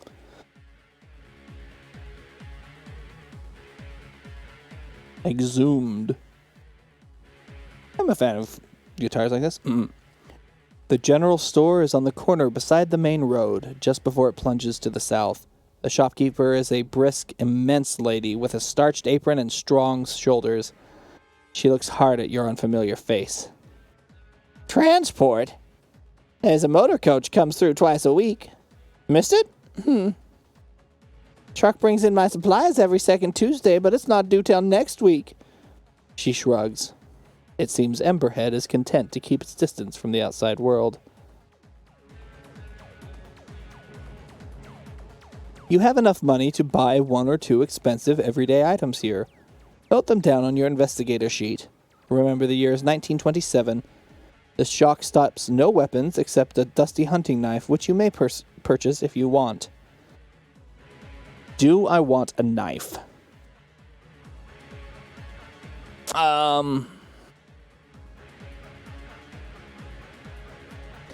No, I don't feel like my character feels threatened. Jonas doesn't feel threatened. Jonas wouldn't want a knife. I want Jonas to have a knife, but Jonas wouldn't want a knife, so he's not going to buy one. Yeah, no, I don't think he's going to buy anything. Okay. Go back to 25, which says, once you have tried 4 options, go to 3. Back on the very first page. Your morning exertions have left you hungry. You roam the streets of Emberhead looking for sustenance. There is nothing resembling the busy cafes of your hometown, or anything that might be called a restaurant. It is beginning to look like you will have to get supplies from the general store when May Ledbetter comes down the street with a girl trailing in her wake. This must be Ruth. As she notices you, she races past her mother and approaches you with a smile. This is a different Ruth from the shy creature last night. As she reaches you, she stops and stretches her arms in celebration. She looks up into your eyes. Abruptly, the smile drops from her face and she looks several years older. Get out before the festival, she hisses. Get out! She blinks hard, then scuttles back towards her mother. May approaches, wrapping an arm around her daughter's shoulder. She smiles. How are you getting on? Have you found transport? Startled, you explain the frustrations of the situation. I'd try Mr. Winters in the village hall. He's always in of an afternoon. You'll be hungry by now. Help yourself to any food in the house. The door's not locked. You glance at Ruth, where she has squirreled herself behind her mother's leg. Her eyes implore you to silence. If you ask Ruth about what she said, go here. If you ask May about what Ruth said, go there. Or if you say nothing, go to 22. If she's asking me not to say anything, I'm smart enough as a journalist to wait until the time is right to ask her about it. And here, right in front of her mother, obviously not the right time. You take your leave of the Ledbetters and head toward their house. The door opens easily. In the low kitchen, you make a meal from stodgy bread and leftover stew. A little window offers a view to the mountains. You learned one thing this morning. it was that Emberhead streets hold little to occupy the visitor from out of town. But there are still about 5 hours of daylight remaining. You could take some provisions and the bare essentials from your luggage and set out in the hope of reaching another settlement before dark. Or you could ask advice from this Mr. Winters. Oh, so I can just GTFO. Or I can go to this Mr. Winters. Here's the deal. In another case of, I know what I want to do, but it's not necessarily what Jonas would do in this situation. Because the difference is, I know what situation Jonas is in, but Jonas doesn't. So I know that he's in a Call of Cthulhu game, and he has just been told explicitly to get out by one of the innocents in the village. A child is generally considered one of the innocents who knows what's going on and can be trusted. But Jonas doesn't know that he's in a Call of Cthulhu game. All he knows is that this child, who he hasn't even really properly met yet, said, "Get out." And you think she's just kind of shy already. She might just not want a stranger around for the festival. Whereas the adults have said, "Oh no, go talk to Mr. Winter. He knows what he's talking about. He can help you." So as much as I would like to just GTFO,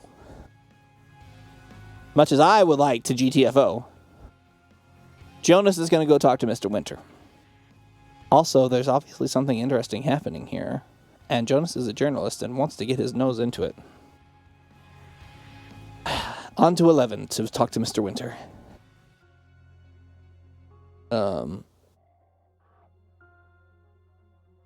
The village hall overlooks the lower north ridge of the village.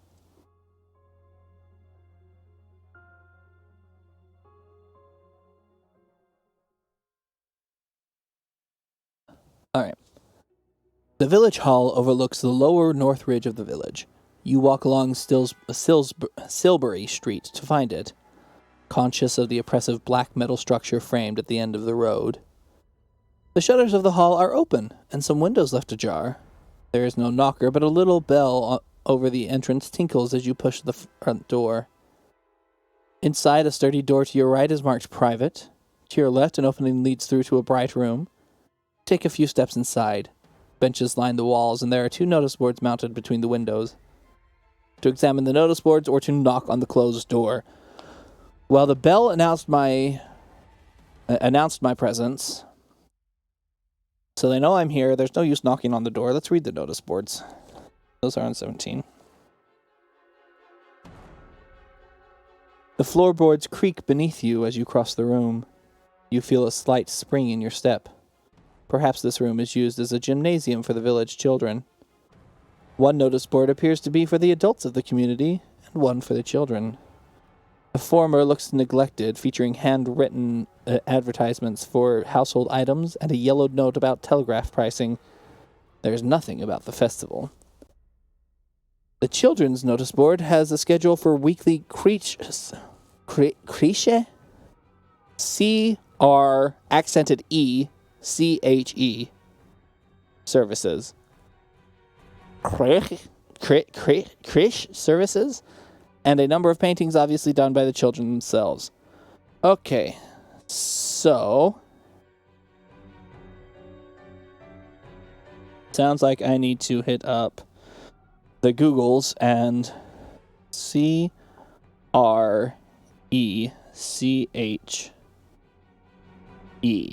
definition. Creche. A model or tableau representing the scene of Jesus Christ's birth displayed in homes or public places at Christmas. Or a nursery where babies and young children are cared for during the working day. It's most likely that second one, since it's a creche service. A number of paintings obviously done by the children themselves. Most are incoherent, though colorful. As you can tell, they depict fireworks. Or perhaps the tales of Jonas from the book of Genesis. There's no church. They don't study the book of Genesis. One has lost a pin and hangs upside down. It shows a giant bird attacking Emperorhead. Or it might simply be that the artist has not yet mastered the subtleties of scales. I can make a spot hidden roll. My spot hidden is not terrible. I rolled a 19, but doesn't matter. My spot hidden is 40, which means that I have succeeded. I go to 30. I go to entry number 30.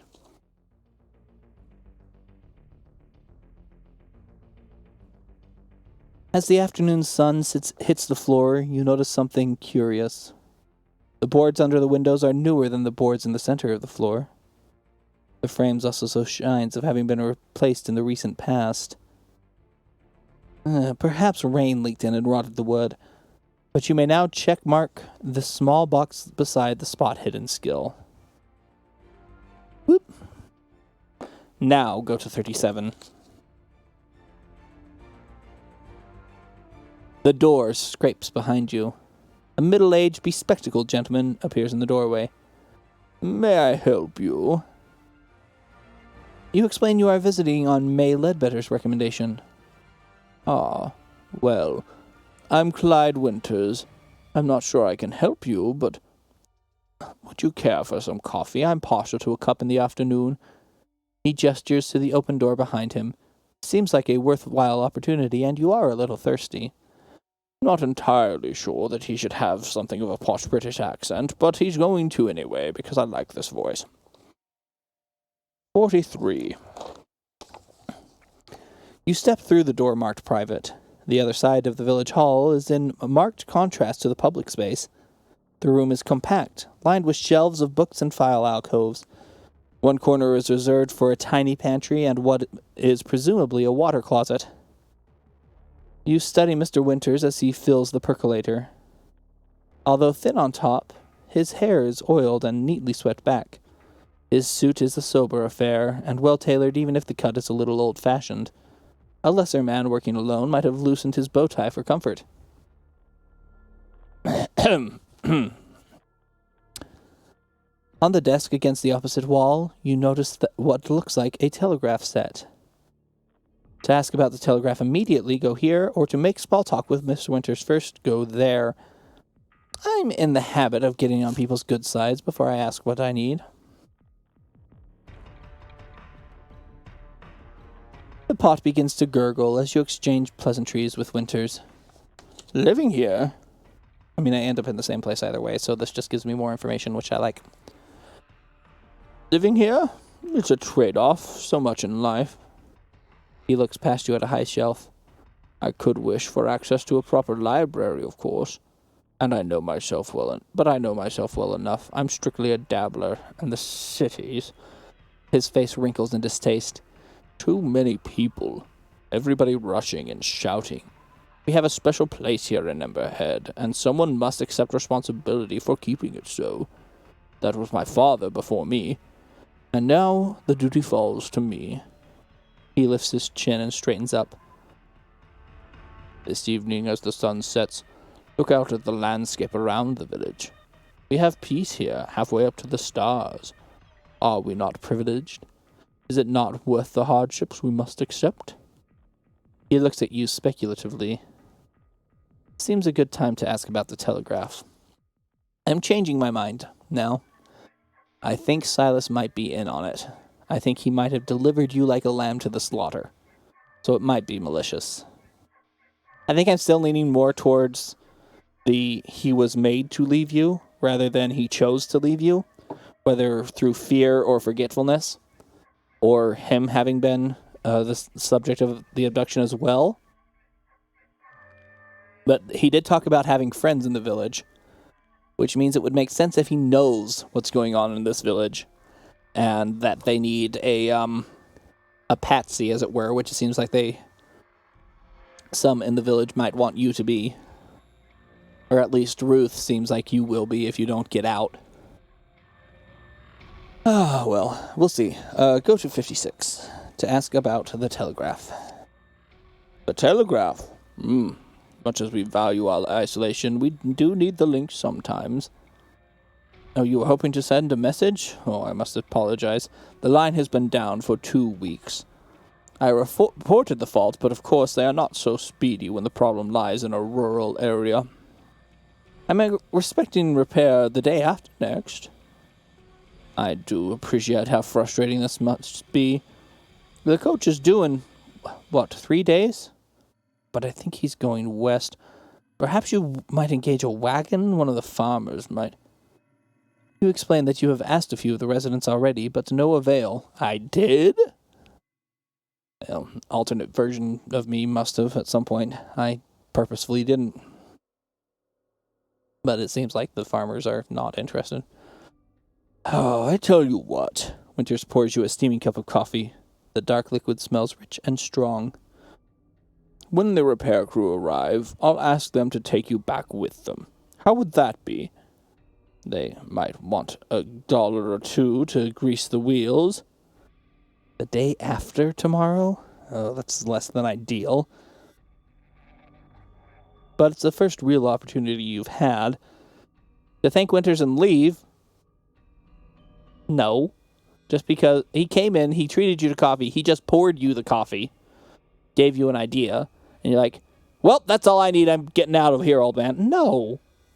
You sit and you chat with him. To ask about his library, that's what I want to do. You make a small but flattering remark about the couple of volumes on his shelves. Winters blushes with pleasure. Well, of course, they're not my personal collection. They belong to the village, he says. But I did select most of the recent items. This is the community's library, you see. I put the private sign to stop people just wandering in from meetings in the other room, but this is really a public space. You scan the shelves. There is a sparse but respectable collection on mathematics and the sciences, passable selections on history and arts, and a shelf of literature. He has a few lowbrow novels tucked away in a corner with tatty copies of Bizarre Tales magazine. Quality does not always equate to popularity, I'm afraid. Winters gives you an apologetic smile. To take the time for some research in the library, go here, or to leave while it is still light outside, go there. You know I'm stuck here. I like to nose about a bit. Let's do some light reading. Here in 68. Oh! I didn't notice the captions on these pictures at first, but interestingly, this is Silas, the bus driver. Alright. Winters is happy for you to spend the rest of the afternoon in the study, and offers you an upright but comfortable chair. You have enough time to peruse one line of research in depth. To read about the history of the area, go here, or about the festival, or something from the science, or to read some of the weird fiction. Is the history of the area, or the festival, or the weird fiction going to be more helpful?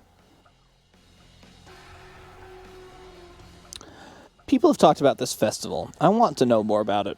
So we're going to go to 81 and read about the festival.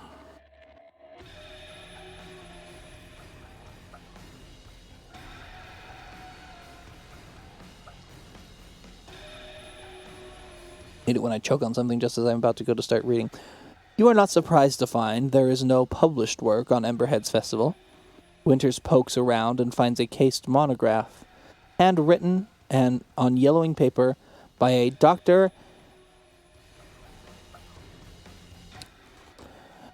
A doctor, read that name, I dare you. Well, it would help if it focused, which it's not going to, because I think I turned off autofocus. Dr. Aniolowiski. This is my look of frustration at all of Chaosium and their names that they've given to some of these places and characters. It's just like, did you not want anyone to be able to pronounce it? An acquaintance of my father's, I believe, Winter says. The manuscript is somewhat difficult to read, and you make slow progress. The doctor speculates that the festival has its origin in pagan rites brought over by Celtic settlers, which celebrate the ancient festivals of Beltane, Sumahin, Imbolik, and I don't know these Celtic words either. They purposely put these in here to make them difficult to say.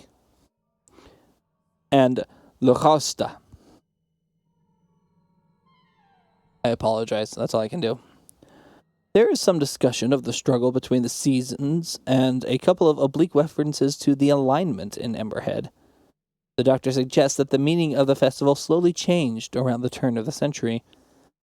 The monograph terminates mid-sentence at the end of page 28, just as it begins to discuss the modern practices. You ask Winters if he has the remaining pages. No, I'm afraid those have been misplaced, he says.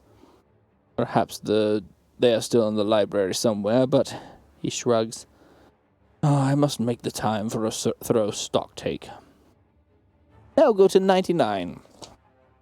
So, somebody got rid of the information on what they're currently doing in this city.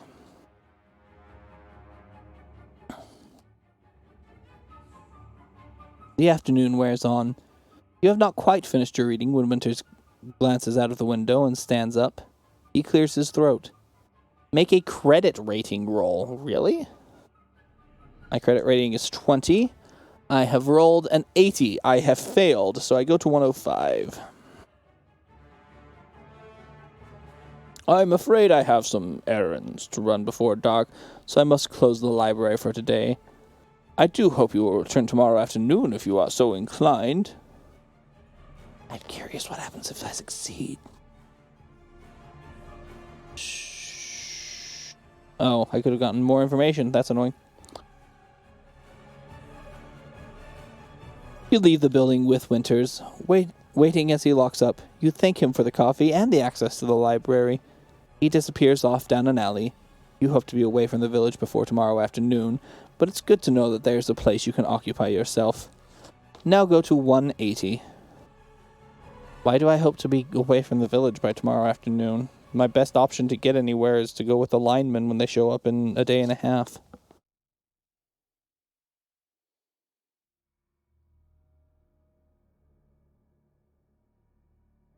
As the light fades, you return to the Ledbetter house and eat a light supper.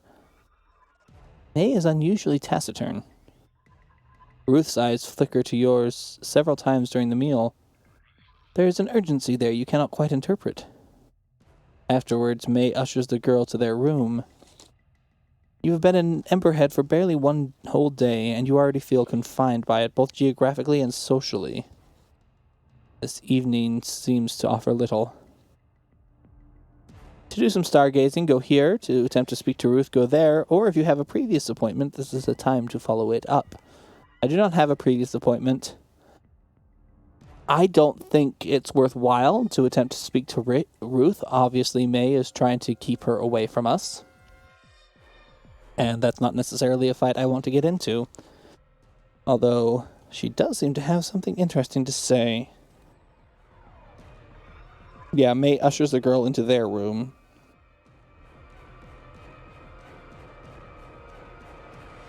You know what? No, I'm going to attempt to speak to Ruth. 138.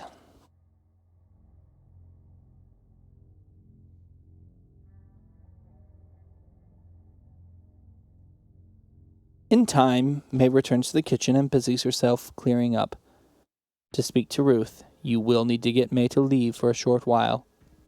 You help with the dishes and try to think of some ruse. In time, an idea comes and you ask about Silas and his friends in the village. May narrows her eyes.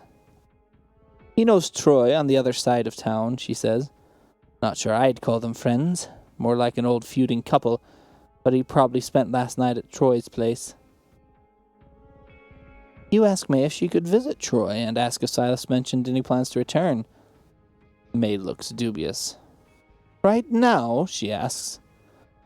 Without looking at your investigator sheet, covering that up, decide how best to influence May, by appealing to her emotions, by explaining how to further delay threats to your career, or by trying to rush her into compliance. My fast talk is going to be my best one here. So I'm going to attempt a fast talk roll. My fast talk is a 60. I have rolled a 55. I have succeeded, but only just. If you succeed, I go to 145.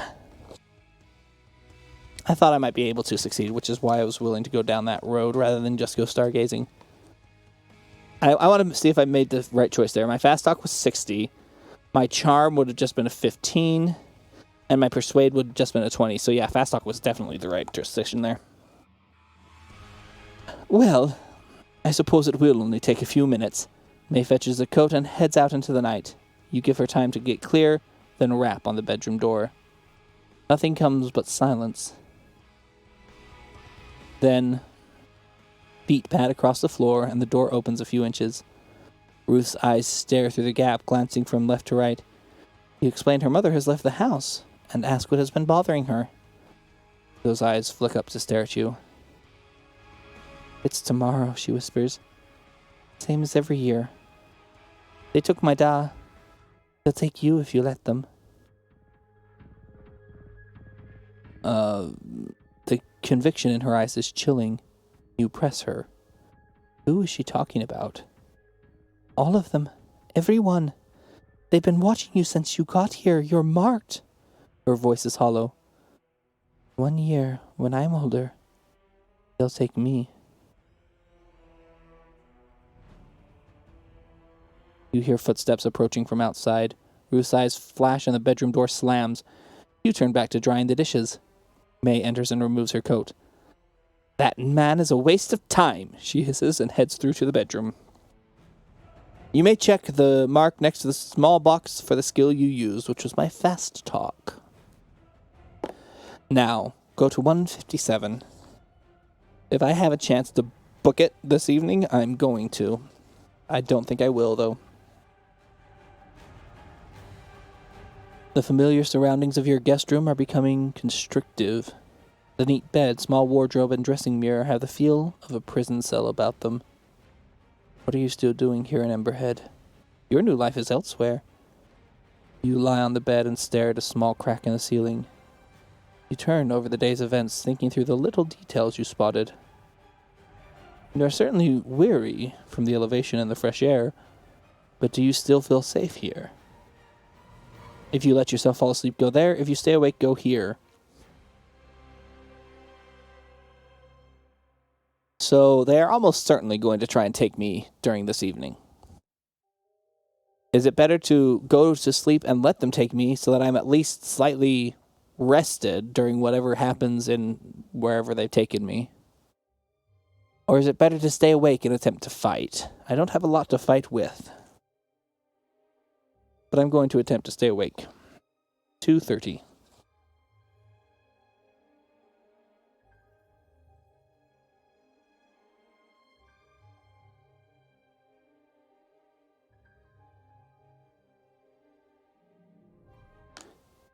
Sleep presses down on you.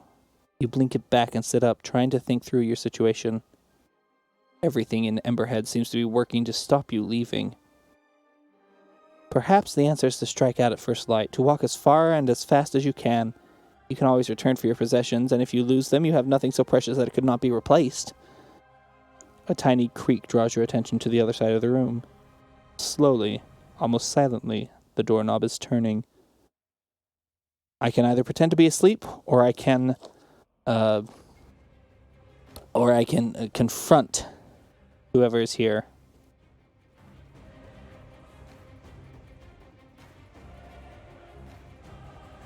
I think I'm going to confront them. 2:48.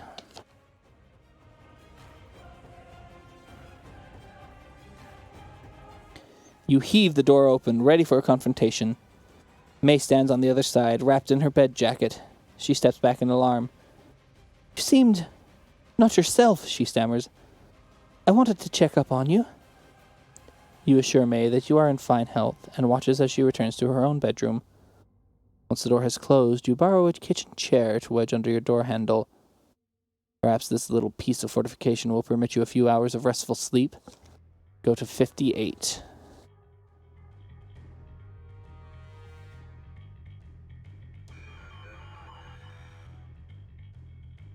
You awaken to the sound of feet on the street outside. Your night's rest has brought a new determination. Today, you will meet Emberhead on your own terms. You may restore 1 hit point if you have been wounded. Go to 64. The Ledbetter kitchen is empty, although bread and eggs have been laid out for your breakfast. There is a note from May explaining that she has taken Ruth out for a few hours. If you were involved in a fight in the village last night, I was not. Otherwise, go to 78.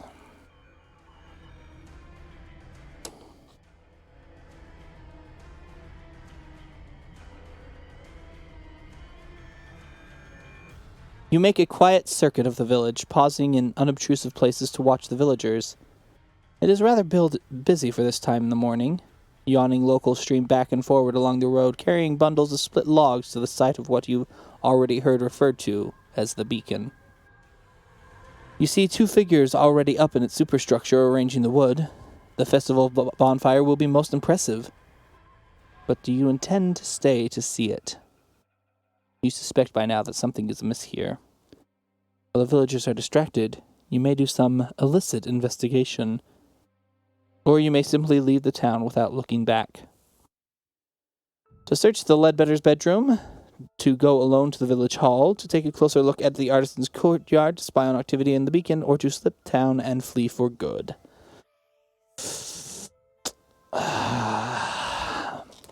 I need to do some investigation. I'm a journalist. I need to know something before I leave. Am I going to find that in the Ledbetter bedroom or in the village hall, based on what I've done so far? I didn't spend any time with the artisans. I don't think there's anything important at the beacon right now.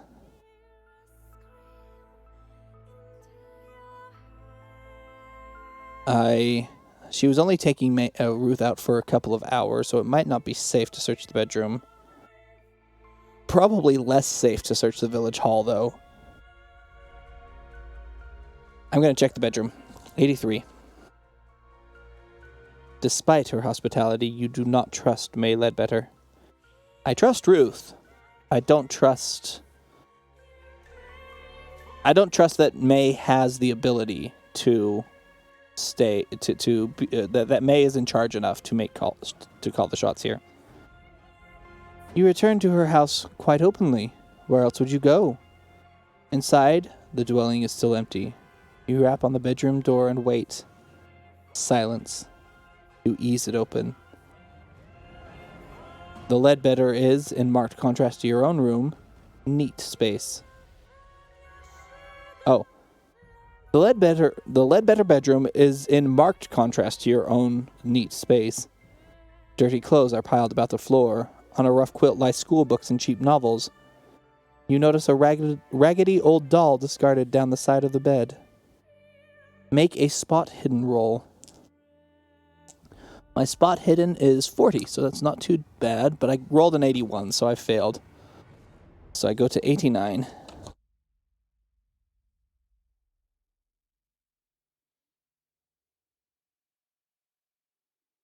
You go through the Ledbetter's drawers. The only item of interest you find is a wedding photograph. May's husband was a wiry man with a square chin. Despite the formality of the pose, you see the affection between them. You feel a pang of guilt at your intrusion. Also, May might return at any time. If you wish to push the spot hidden roll, make the roll again. If you would rather not risk it, go here, but I have a succeed and a fail. There's 3 different options. I succeed, I go someplace. If I fail, I go another place, or if I don't risk it, I go a 3rd place. I'm going to push it. 63. Dang, I failed again. 101.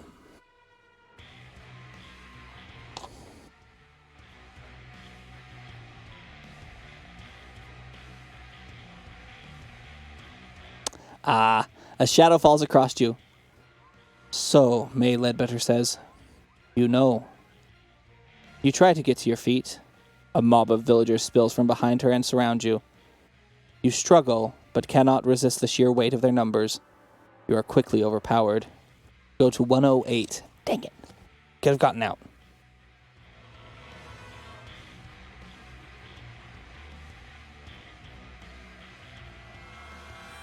The fading light from a narrow window tells you afternoon is giving way to evening. Your hands are shackled behind your back. so you cannot even lie down on the rough bed. A woman you have not seen before comes in. Her face is wrinkled and her eyes are dull. They do not meet yours, but she puts a cup to your lips. If you accept the drink, go to 104. If you reject it, go to 113. So here's the issue. And I mentioned earlier that they should keep these things easier to get to. The issue is this is 108. 104 is right here. It caught my attention, and I've already read it and know what happens. And I don't want to do that, so I'm going to go to 113.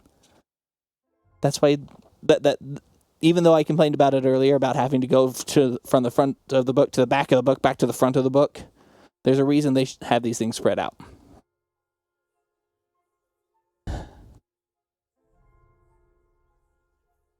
You turn your face away, and when she tries again, you dash the cup from her hands using the side of your hand.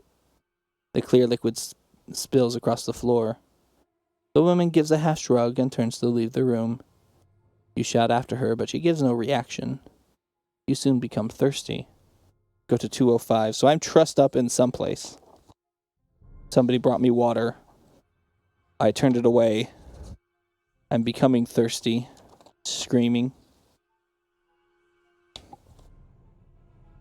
As the light fades outside, your little prison becomes dark. You can hear much activity around the building. Occasionally, an orange glow passes the window. The only comfortable position in the shackles seems to be to sit against the end of the bed with your arms hanging behind you. You need to concentrate and come up with a plan. There is clearly no escape from your bonds. You do not know exactly what your captors want from you, but you cannot ignore the fact that they have spent the entire day constructing a massive bonfire. Go to 27.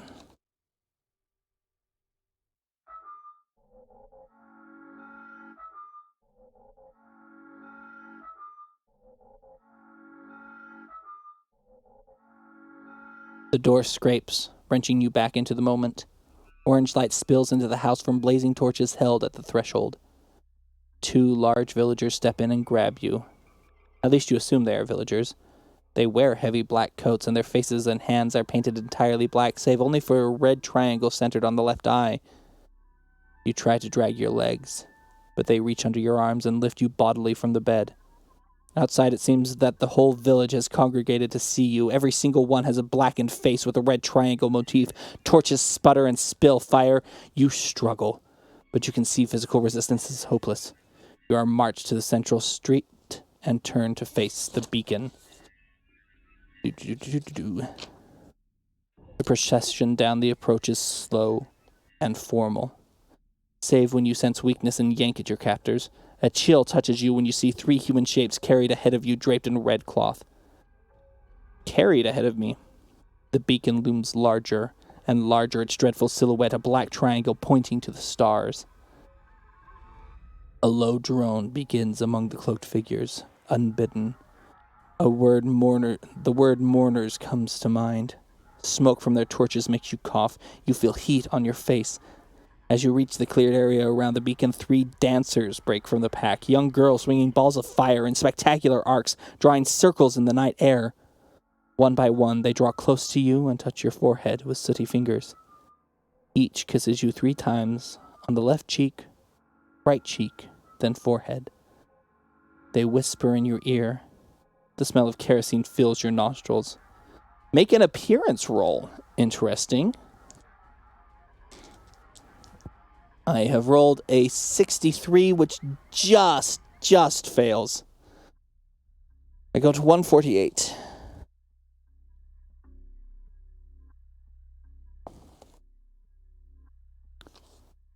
Through your sacrifice, the village will be reborn, says the first dancer. You pass from earth to air for all our sakes, says the second. Through incandescence, may you find rapture, says the third. Their dance weaves off and disappears behind the buildings. Go to 18.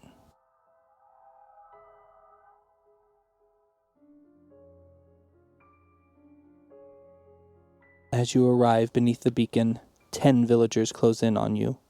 Working with surprising coordination, they immobilize you and lift up the blackened iron stairs to the raised platform. You cannot help but shiver at the sight of the central framework twisted from past blazes.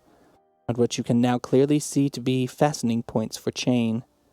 None of the eyes meet yours as they lash you to the metal. The village sings now, something rhythmic and ancient carved from old syllables. A second group ascends to the beacon, carrying 3 red-draped bodies. With reverence, they arrange their burdens in a triangle around your feet. Then they withdraw, leaving you alone with the dead, shin-deep in a sea of kindling. Going to 33. It seems the entire village gathered around the beacon to watch you burn. Behind the face paint, you recognize May Ledbetter, and yes, that is Silas, the coach driver, standing at her side. The audacity and scale of the deception staggers you. A man steps up on a dais and raises his hands with quiet authority. A frame of his spectacles obscures the red triangle on his face. So we draw here together again on this night, as we do each year, and we give thanks to the one who will preserve our village against the fire and the void. You will be taken by the ones from above in our stead. Your death will bring life to our streets and bounty to our fields. It will safeguard our children and our elders alike for another year. We salute you. He bows his head. All around the beacon, bearers step forward and lift their torches to the edge of the raised platform. A ring of tiny flames flickers up around the perimeter. As they wink, the singing of the villagers drops in an unearthly rhythm. To wait and see what happens, or to throw all your remaining strength against the bonds. Let's try that one. I'm kind of panicking now. You're tired, and your flesh ought to be insufficient against the dark iron chains. Yet you can feel them give a little. There is weakness in one of the links. Make a hard strength roll.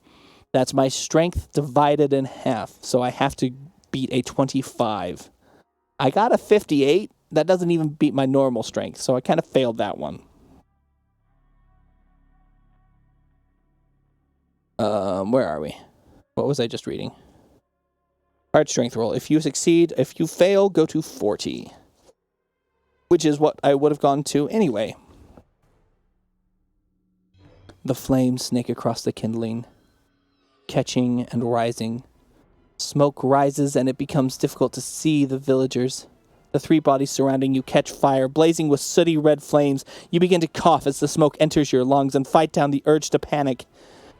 If you have learned a strange trance and wish to try it, this is the moment. I have not. Go to 65. I have missed a lot so far. If we're being honest here. Flames lick at your legs. Your eyes water. You are shrouded in smoke. It might be your imagination, but you think you can feel a slight give in the chains. You throw yourself against them, giving no thought to how they bite into your wrist. Take 1d6 hit points of damage from the fire. 4. That takes me down to 6 now.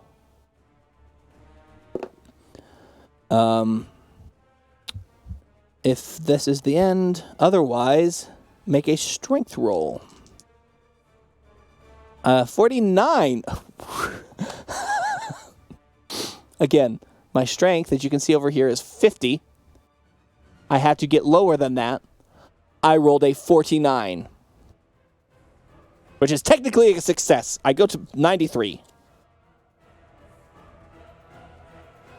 Music has hit the right note accidentally, but that's good. Desperation lends you strength, and you yank at what you guess to be the weak point in the chain. It breaks. You throw the chain off, stumbling across one of the red-shrouded corpses, heading away from the watching villagers. You cough. Your hair and eyebrows smolder. Take 1d6 hit points of damage from the fire. 5? Ooh, I am at 1 hit point. If this is not the end, go to 137. If I take any more damage, it is, and I'll be sad. You leap from the conflagration on the far side of the beacon. Your heart lurches momentarily at the sight of the sheer drop beneath you, but you land a few inches short of the edge.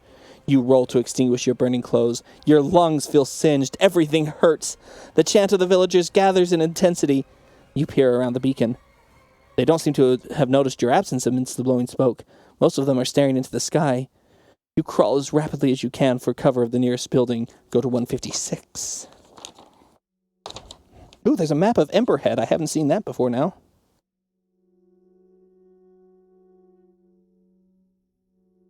Let me show you the map here, as best you'll be able to see, as it doesn't focus. So the beacon is this thing here, which I've just jumped out of onto this side, or to this side, I think, and I'm heading into these buildings. The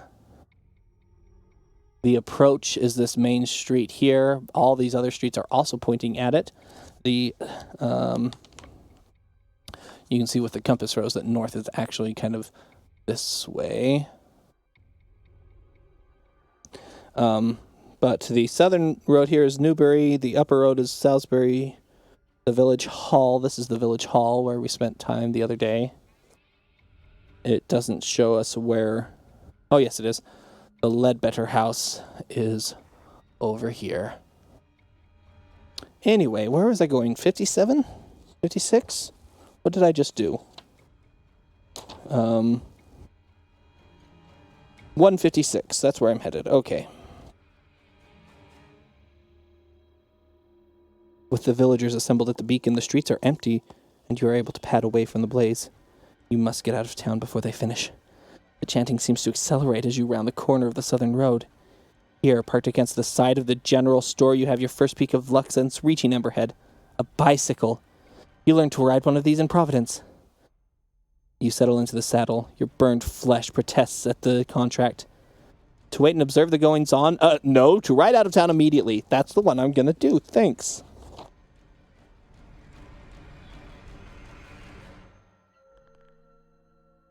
It takes a moment to recapture the skill of riding the bicycle. But after the first turn to the east, there's a long downhill out of Emberhead. You hear screams and crackles above you, but concentrate on balancing and working the pedals in your weakened state. You've had too many hopes dashed in this abomination of a village. You keep your head down and ride away. 20 minutes later, with no signs of pursuit, you stop for a breather at the top of a hill. You can see the Emberhead rise in the distance. The entire village appears to be ablaze. The dark column of smoke above it will be visible for many miles.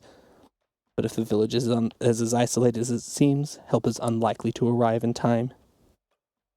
You watch the place burn for 5 minutes. Then you mount the bicycle again and ride towards civilization and dawn. Congratulations! You have survived this adventure.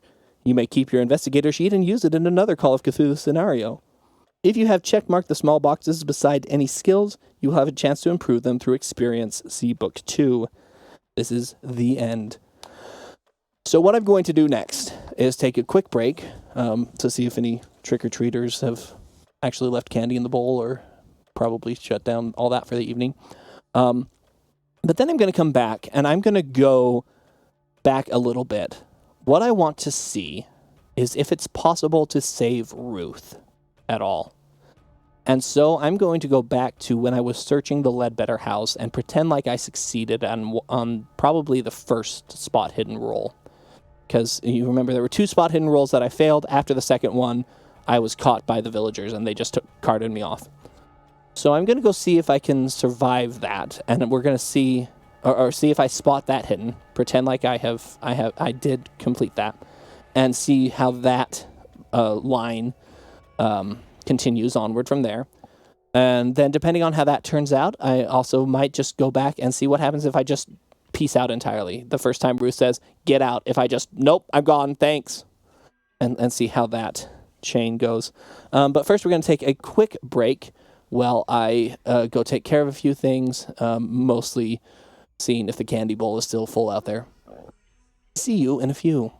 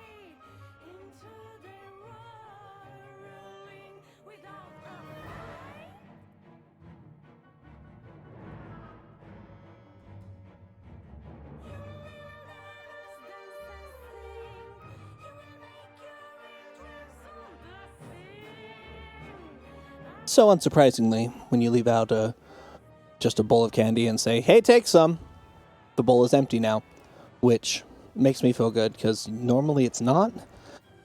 So just not having to deal with extra candy is a good thing for me. Also, I got more comfortable because as much as in character as a three-piece suit looks, one, I don't actually have one that fits me, so that one was uncomfortably tight. Two, it just these RPG Limit Break shirts from the Yeti are some of the most comfortable things that I own. So I'm in my loungewear now, plus a cardigan, and I'm going to enjoy that. So as we continue on, again, we are in the Call of Cthulhu starter set. This is the solo adventure, Alone Against the Flames. We just completed it for the first time, and I didn't die, which was great. I just kind of left the entire town to burn, which was mostly fair, except for one character. There's one person I want to save. Her name is Ruth Ledbetter, and the likelihood is that there won't be an option in here for saving Ruth. But I want to see. I want to see what I can find out. So, we're going back to a failed roll. Over the course of the game, I got into this weird town, got abandoned by the bus driver, who we later found out was just one of the cultists who also wanted me dead.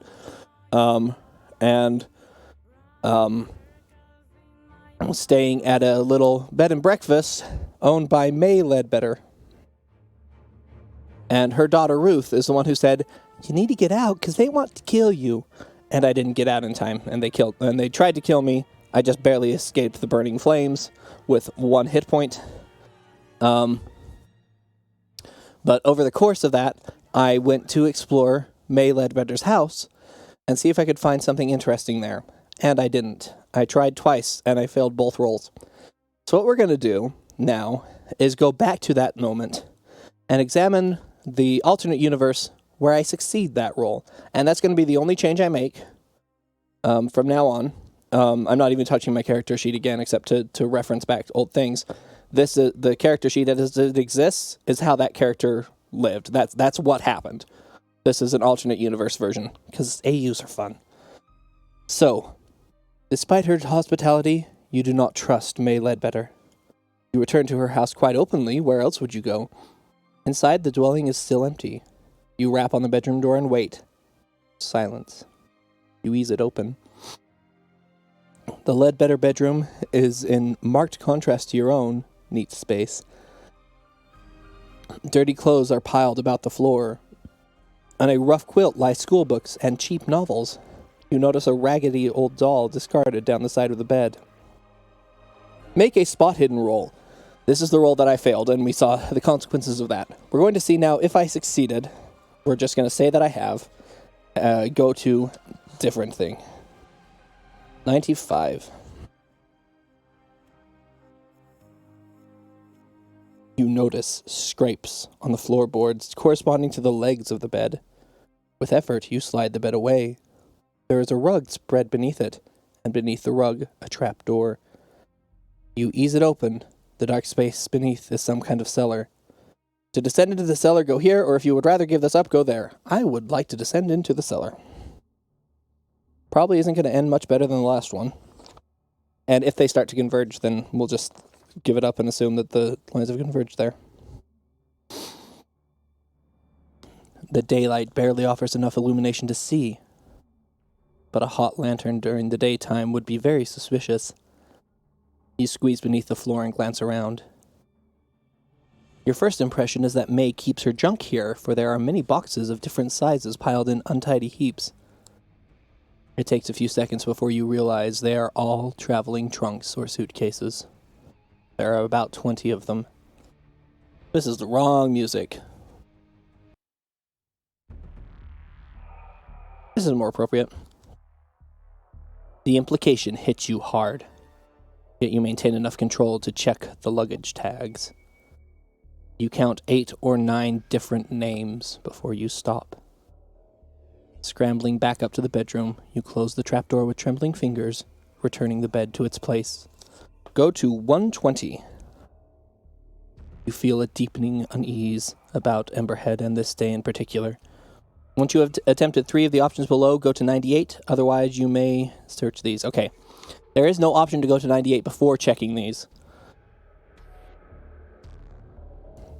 Oh no, there is. Okay. So I could go to the village hall, take a closer look at the artisan's courtyard, spy on the activities of the beacon, or just leave. And I think I'm just going to leave now. I've seen that they kill people. I wish there was a way to take Ruth with me, but kidnapping is frowned upon in all ages of society, even if it's for the child's own good.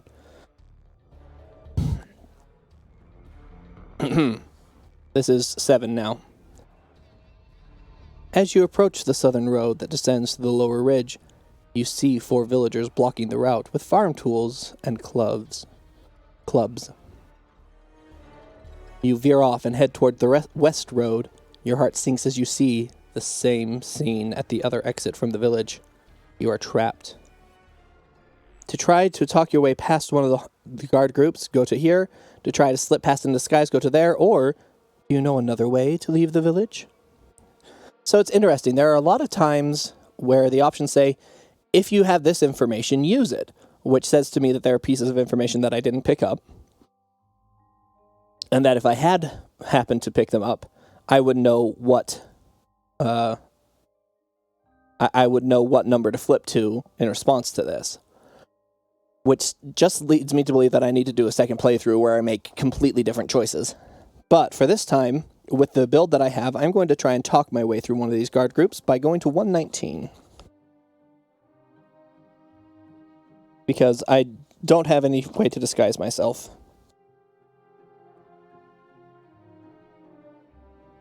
The southern group appears less sharp than the western group. You stride up to them and explain that they are needed at the beacon. They look dubious. You offer to watch the road for them and hold out your hand for the picture. Nah, you come with us, says the first one. His ape-like brow bends into a frown. Make an extreme fast talk roll. This is a roll equal to or less than 1/5 the skill value. The number in the lower right box. I haven't figured that one out yet. Give me a second. Let's see. My fast talk is 60. So 1/5 will be a 12. Ooh. That'll be tricky to hit. Let's roll it. Let's roll it and see what happens. I got a 45. I did not succeed that one. But I am earmarking this as a place to go back, because this is another one that I want to see what happens if I succeed this. I failed, so I go to 139. The locals are not as stupid as you think. They grab you and march you back to the center of the village. Go to 108. The fading light from the narrow window. And that's...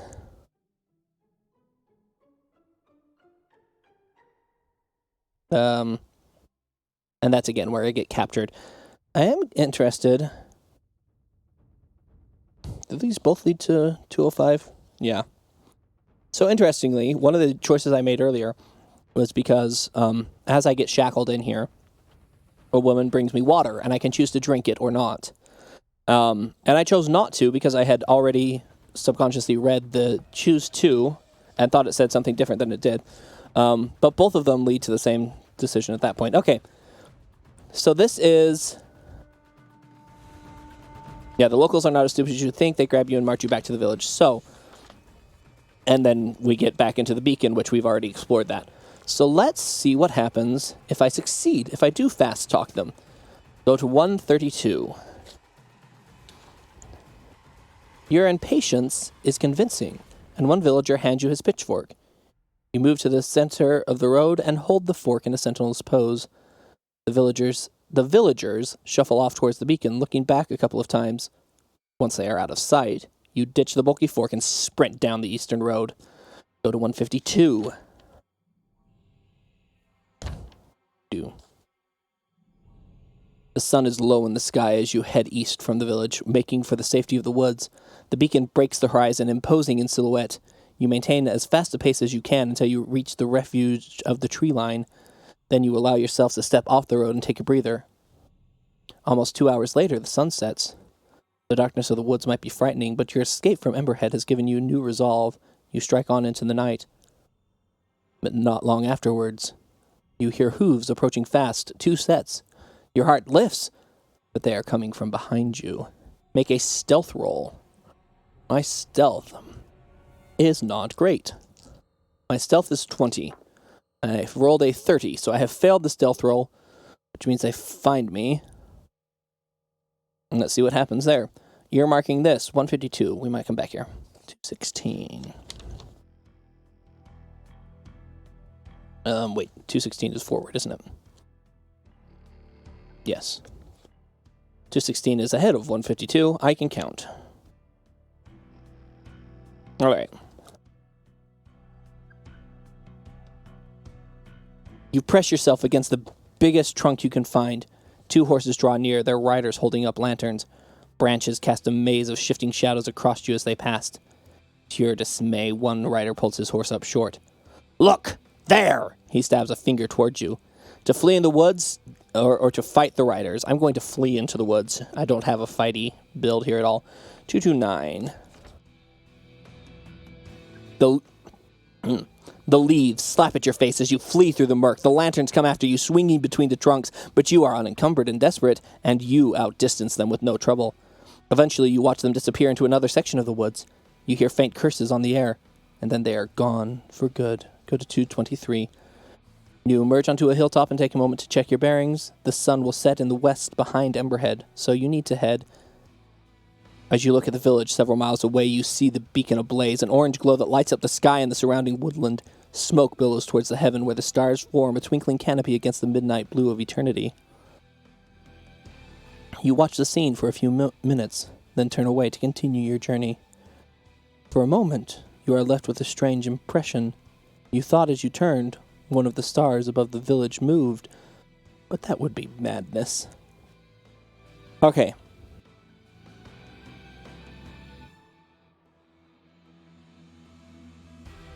So there's definitely a lot that I've missed in here. There's an entire character that I'm seeing listed. But I ran away, and I ran away successfully. Twice. Once with more than a little bit of cheating. But the first one, the one that we consider canon, still exists. I'm not seeing a way... I'm not easily seeing a way... to whisk away Little Ledbetter, whatever her name was now. I've lost it. What is little girl's name? What is little girl's name?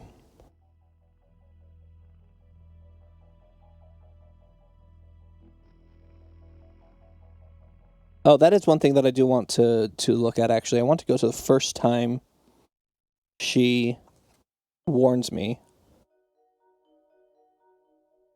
And then just peace out of the village. Basically, immediately. I have to find that first.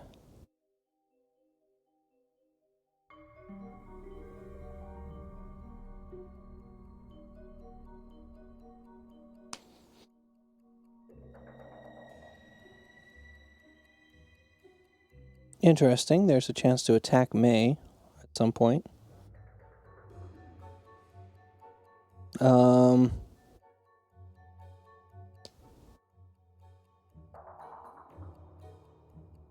Ruth, that's her name. May and Ruth. Here you are.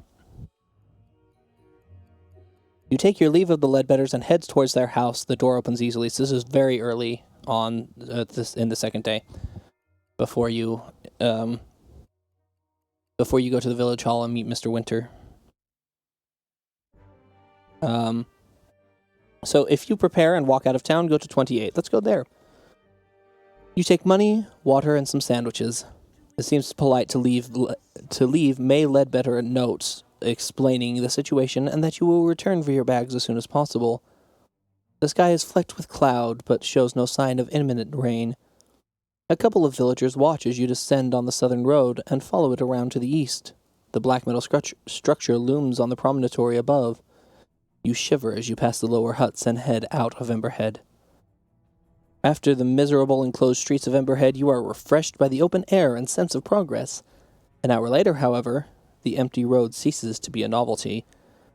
You have just entered the first patch of woodland when you hear an eerie, lilting howl from the north. Make a natural world roll. If you succeed, do this. If not, do that. Natural world, I do not have trained, so it's a 10%. I got a 12. I just barely missed it. That's annoying. So I failed, so I go to 41. You hesitate. You have grown up in the familiar landscape of the town. Wild animals are a little outside of your experience. Actually, before I do that, I wonder, with that roll, what can I do with luck? Backstory, final touches, game system, luck rolls.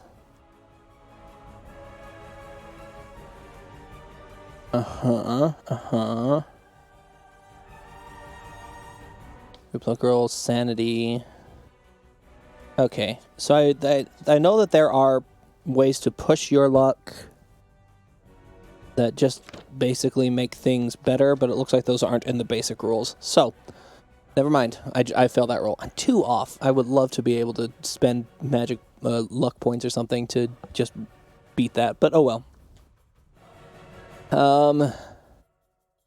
Wild animals are a little outside your experience. Is it unwise to head into the unknown by yourself? I could return to the safety of Emberhead, or I can press on. I'm going to say I press on. A second call answers the first, but it sounds farther away. You follow the road through the woodland. Branches lean over the road. The foliage is quite beautiful, from gold to russet and a deep, rich red. Fallen leaves crunch beneath your feet. After about half an hour, you emerge from the trees. The road makes a lazy curve around foothills ahead into another patch of woodland. A rough track seems to offer a shortcut through the woods. If you head up the hill to try and find another settlement, if you try the track, or if you stick to the safety of the road. This is a person who will stick to the safety of the road. Even though the road is not as safe as they would like it to believe that it was. 103.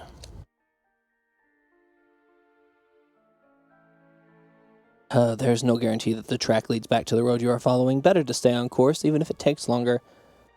But you are uncomfortably aware of the sun setting behind you as you walk on.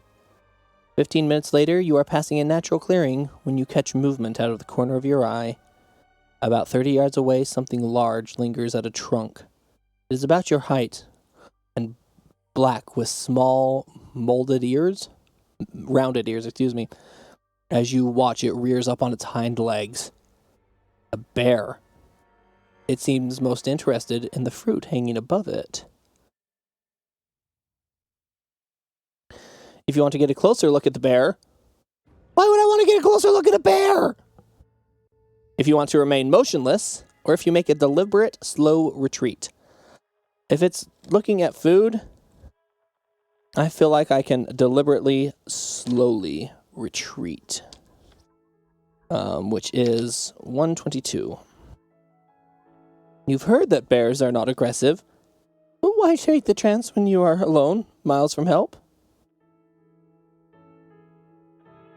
You move away with careful, quiet steps. The bear shows no interest in you at all.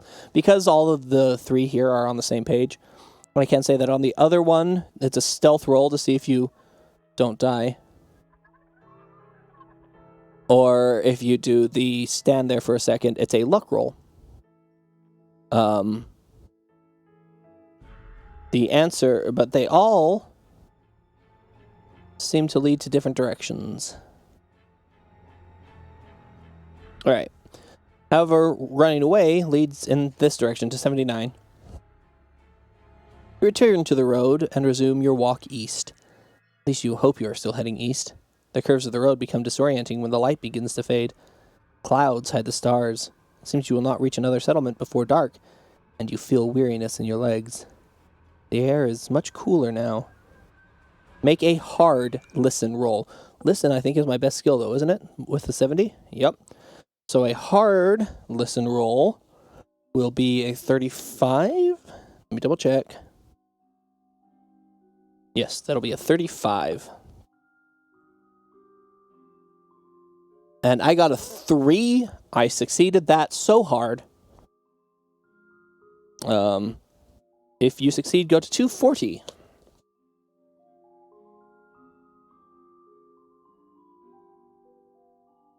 You hear something from the road behind you.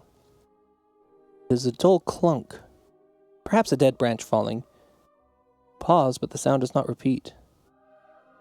You retrace a few paces and look down the road. There's nothing to see. You may check mark the small box beside the listen skill. I'm not going to because this is not canon. Go to 234.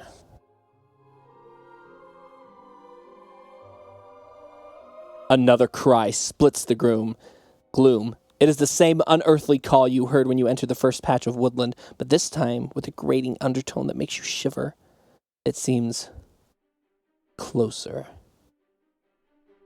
Take refuge in a tree for the night, go here, or to keep walking, go there. I'm going to take refuge in a tree. 208. The echoing call comes again, and this time it is answered by something closer to you. This seems a good time to get off the ground. You select a tree with obvious footholds and thick branches, and a thick branch at about twice your height. You haul yourself up. Oh, you are not dressed for this. Make a climb roll. What is my climb? I get a 40. If you fumble, which is a roll of 96 or over, go there. Otherwise, go here. So I didn't pass the climb check. My climb is 20. I rolled a 40. But I didn't fumble, so it's good enough to continue onward, apparently. 228.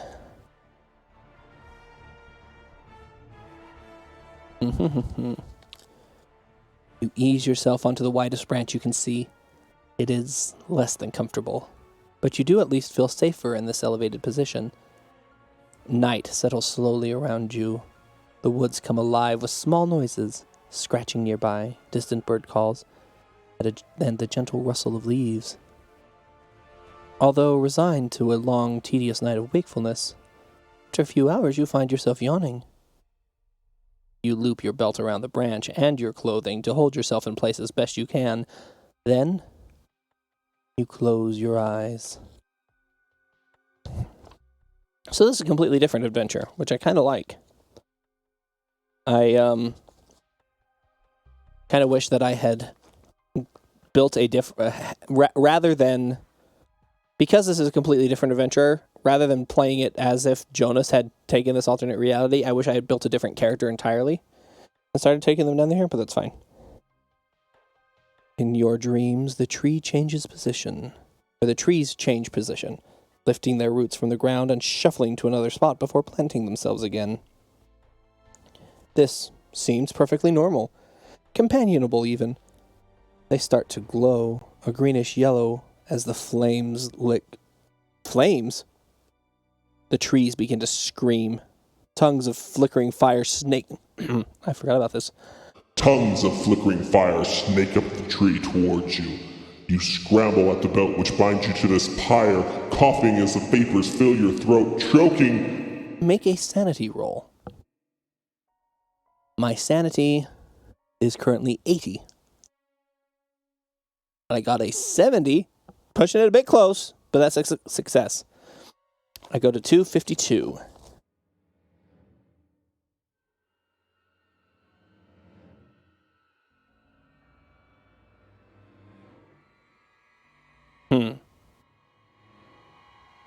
Something is not right here. Even as your fingers find the clasp of the belt and open it, some rational part of your mind recognizes that this fire does not look natural, and trees don't move by themselves. I assumed that was still a dream, so I used the weird dream voice. The belt releases and you drop through the air. You see figures there, coming out of the dark. Lose 1d3 hit points. I don't have a d3. How does it recommend that I roll a d3? Does it recommend that I roll d3s? Let's find out. Introductory roll. Building a character.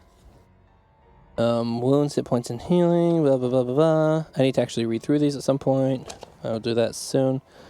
Does this one say how to roll a d3? Fairly certain that in most cases you roll a d6.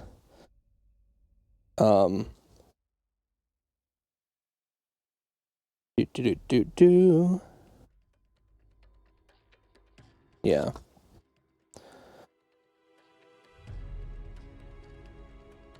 Yeah, I lose 1d3 hit points. Okay. So I'm going to roll a d6 where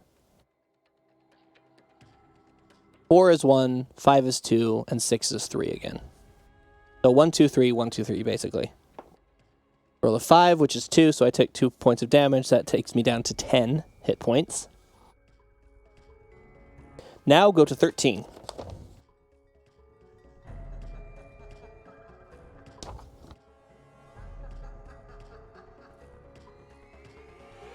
The skin of your face feels warm.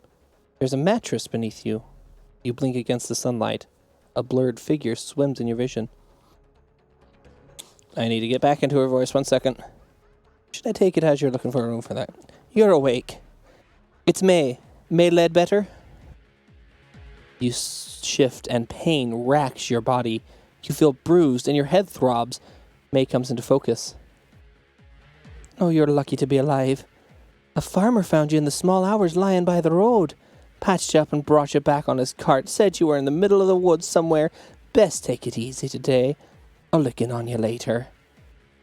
The farmer and his cart are long gone, of course. You snooze a little longer. You received first aid while unconscious and restore 1 hit point, so I'm back up to 9. Now go to 64. I have a feeling this is going to converge with the rest of it pretty soon.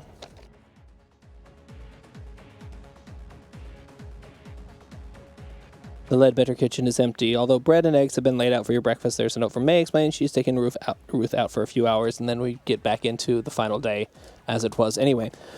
So there's a whole nother character in here that I want to learn more about. There are obviously other random chants, other ways out of town that you can learn about, etc., that I didn't come across at any point. So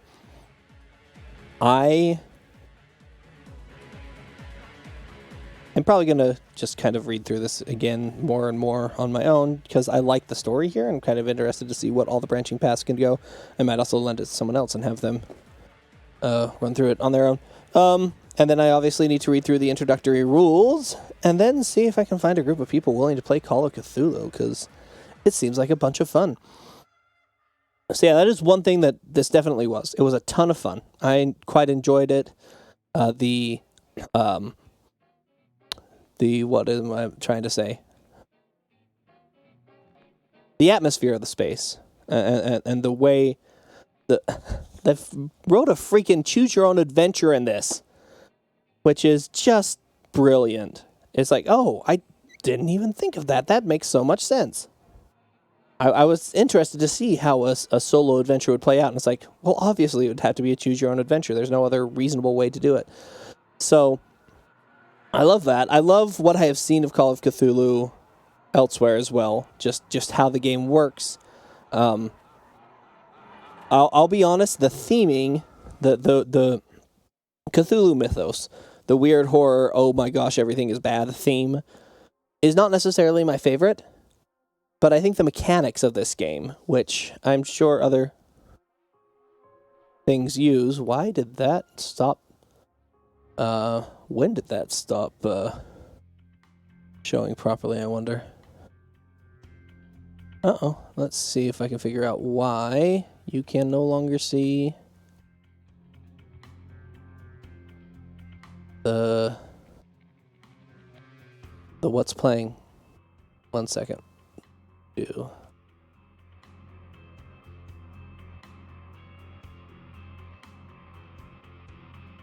Huh. Nope, I can't. Okay. Well. Oh well. We'll just turn that off. In fact, we'll just kind of stop the music entirely because that'll achieve much the same thing. Yeah, this was a ton of fun. I quite enjoyed it. I kind of want to keep playing it because I like this system. I'm not so sure about the theming personally for myself. Just because I don't do horror as a rule. This was so perfect for Halloween because Halloween is supposed to be this big scary space. But that's not really my style, honestly. I'm more into Halloween because you actually get to dress up in fun costumes and people don't judge you for them most of the time. But that's how I enjoy Halloween. I don't enjoy it for the scary movies and haunted houses and all that. I don't mind scaring other people. I just don't want to be the one scared. And so I think being the keeper in Call of Cthulhu might be interesting for me because, again, the system I like the idea of, rather than the DM in D&D, for example, setting an arbitrary number that you have to roll dice and add modifiers to hit. Instead, you know what your skill is, and you have to try and roll underneath that.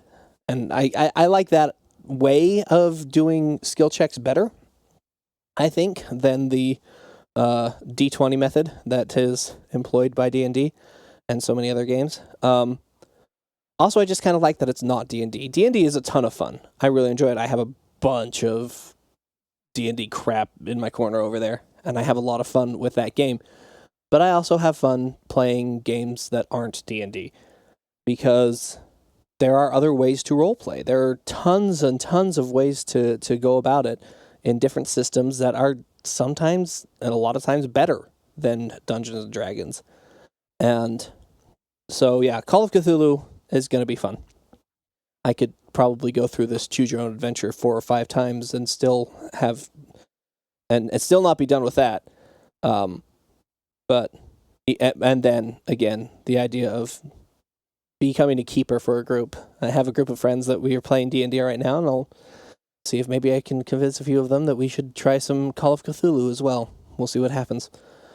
And that being the case, I want to thank everybody who has watched this. The grand total of 0 viewers I had during the stream, and maybe some on YouTube, but I'd be surprised. And until next time, y'all have a good one here.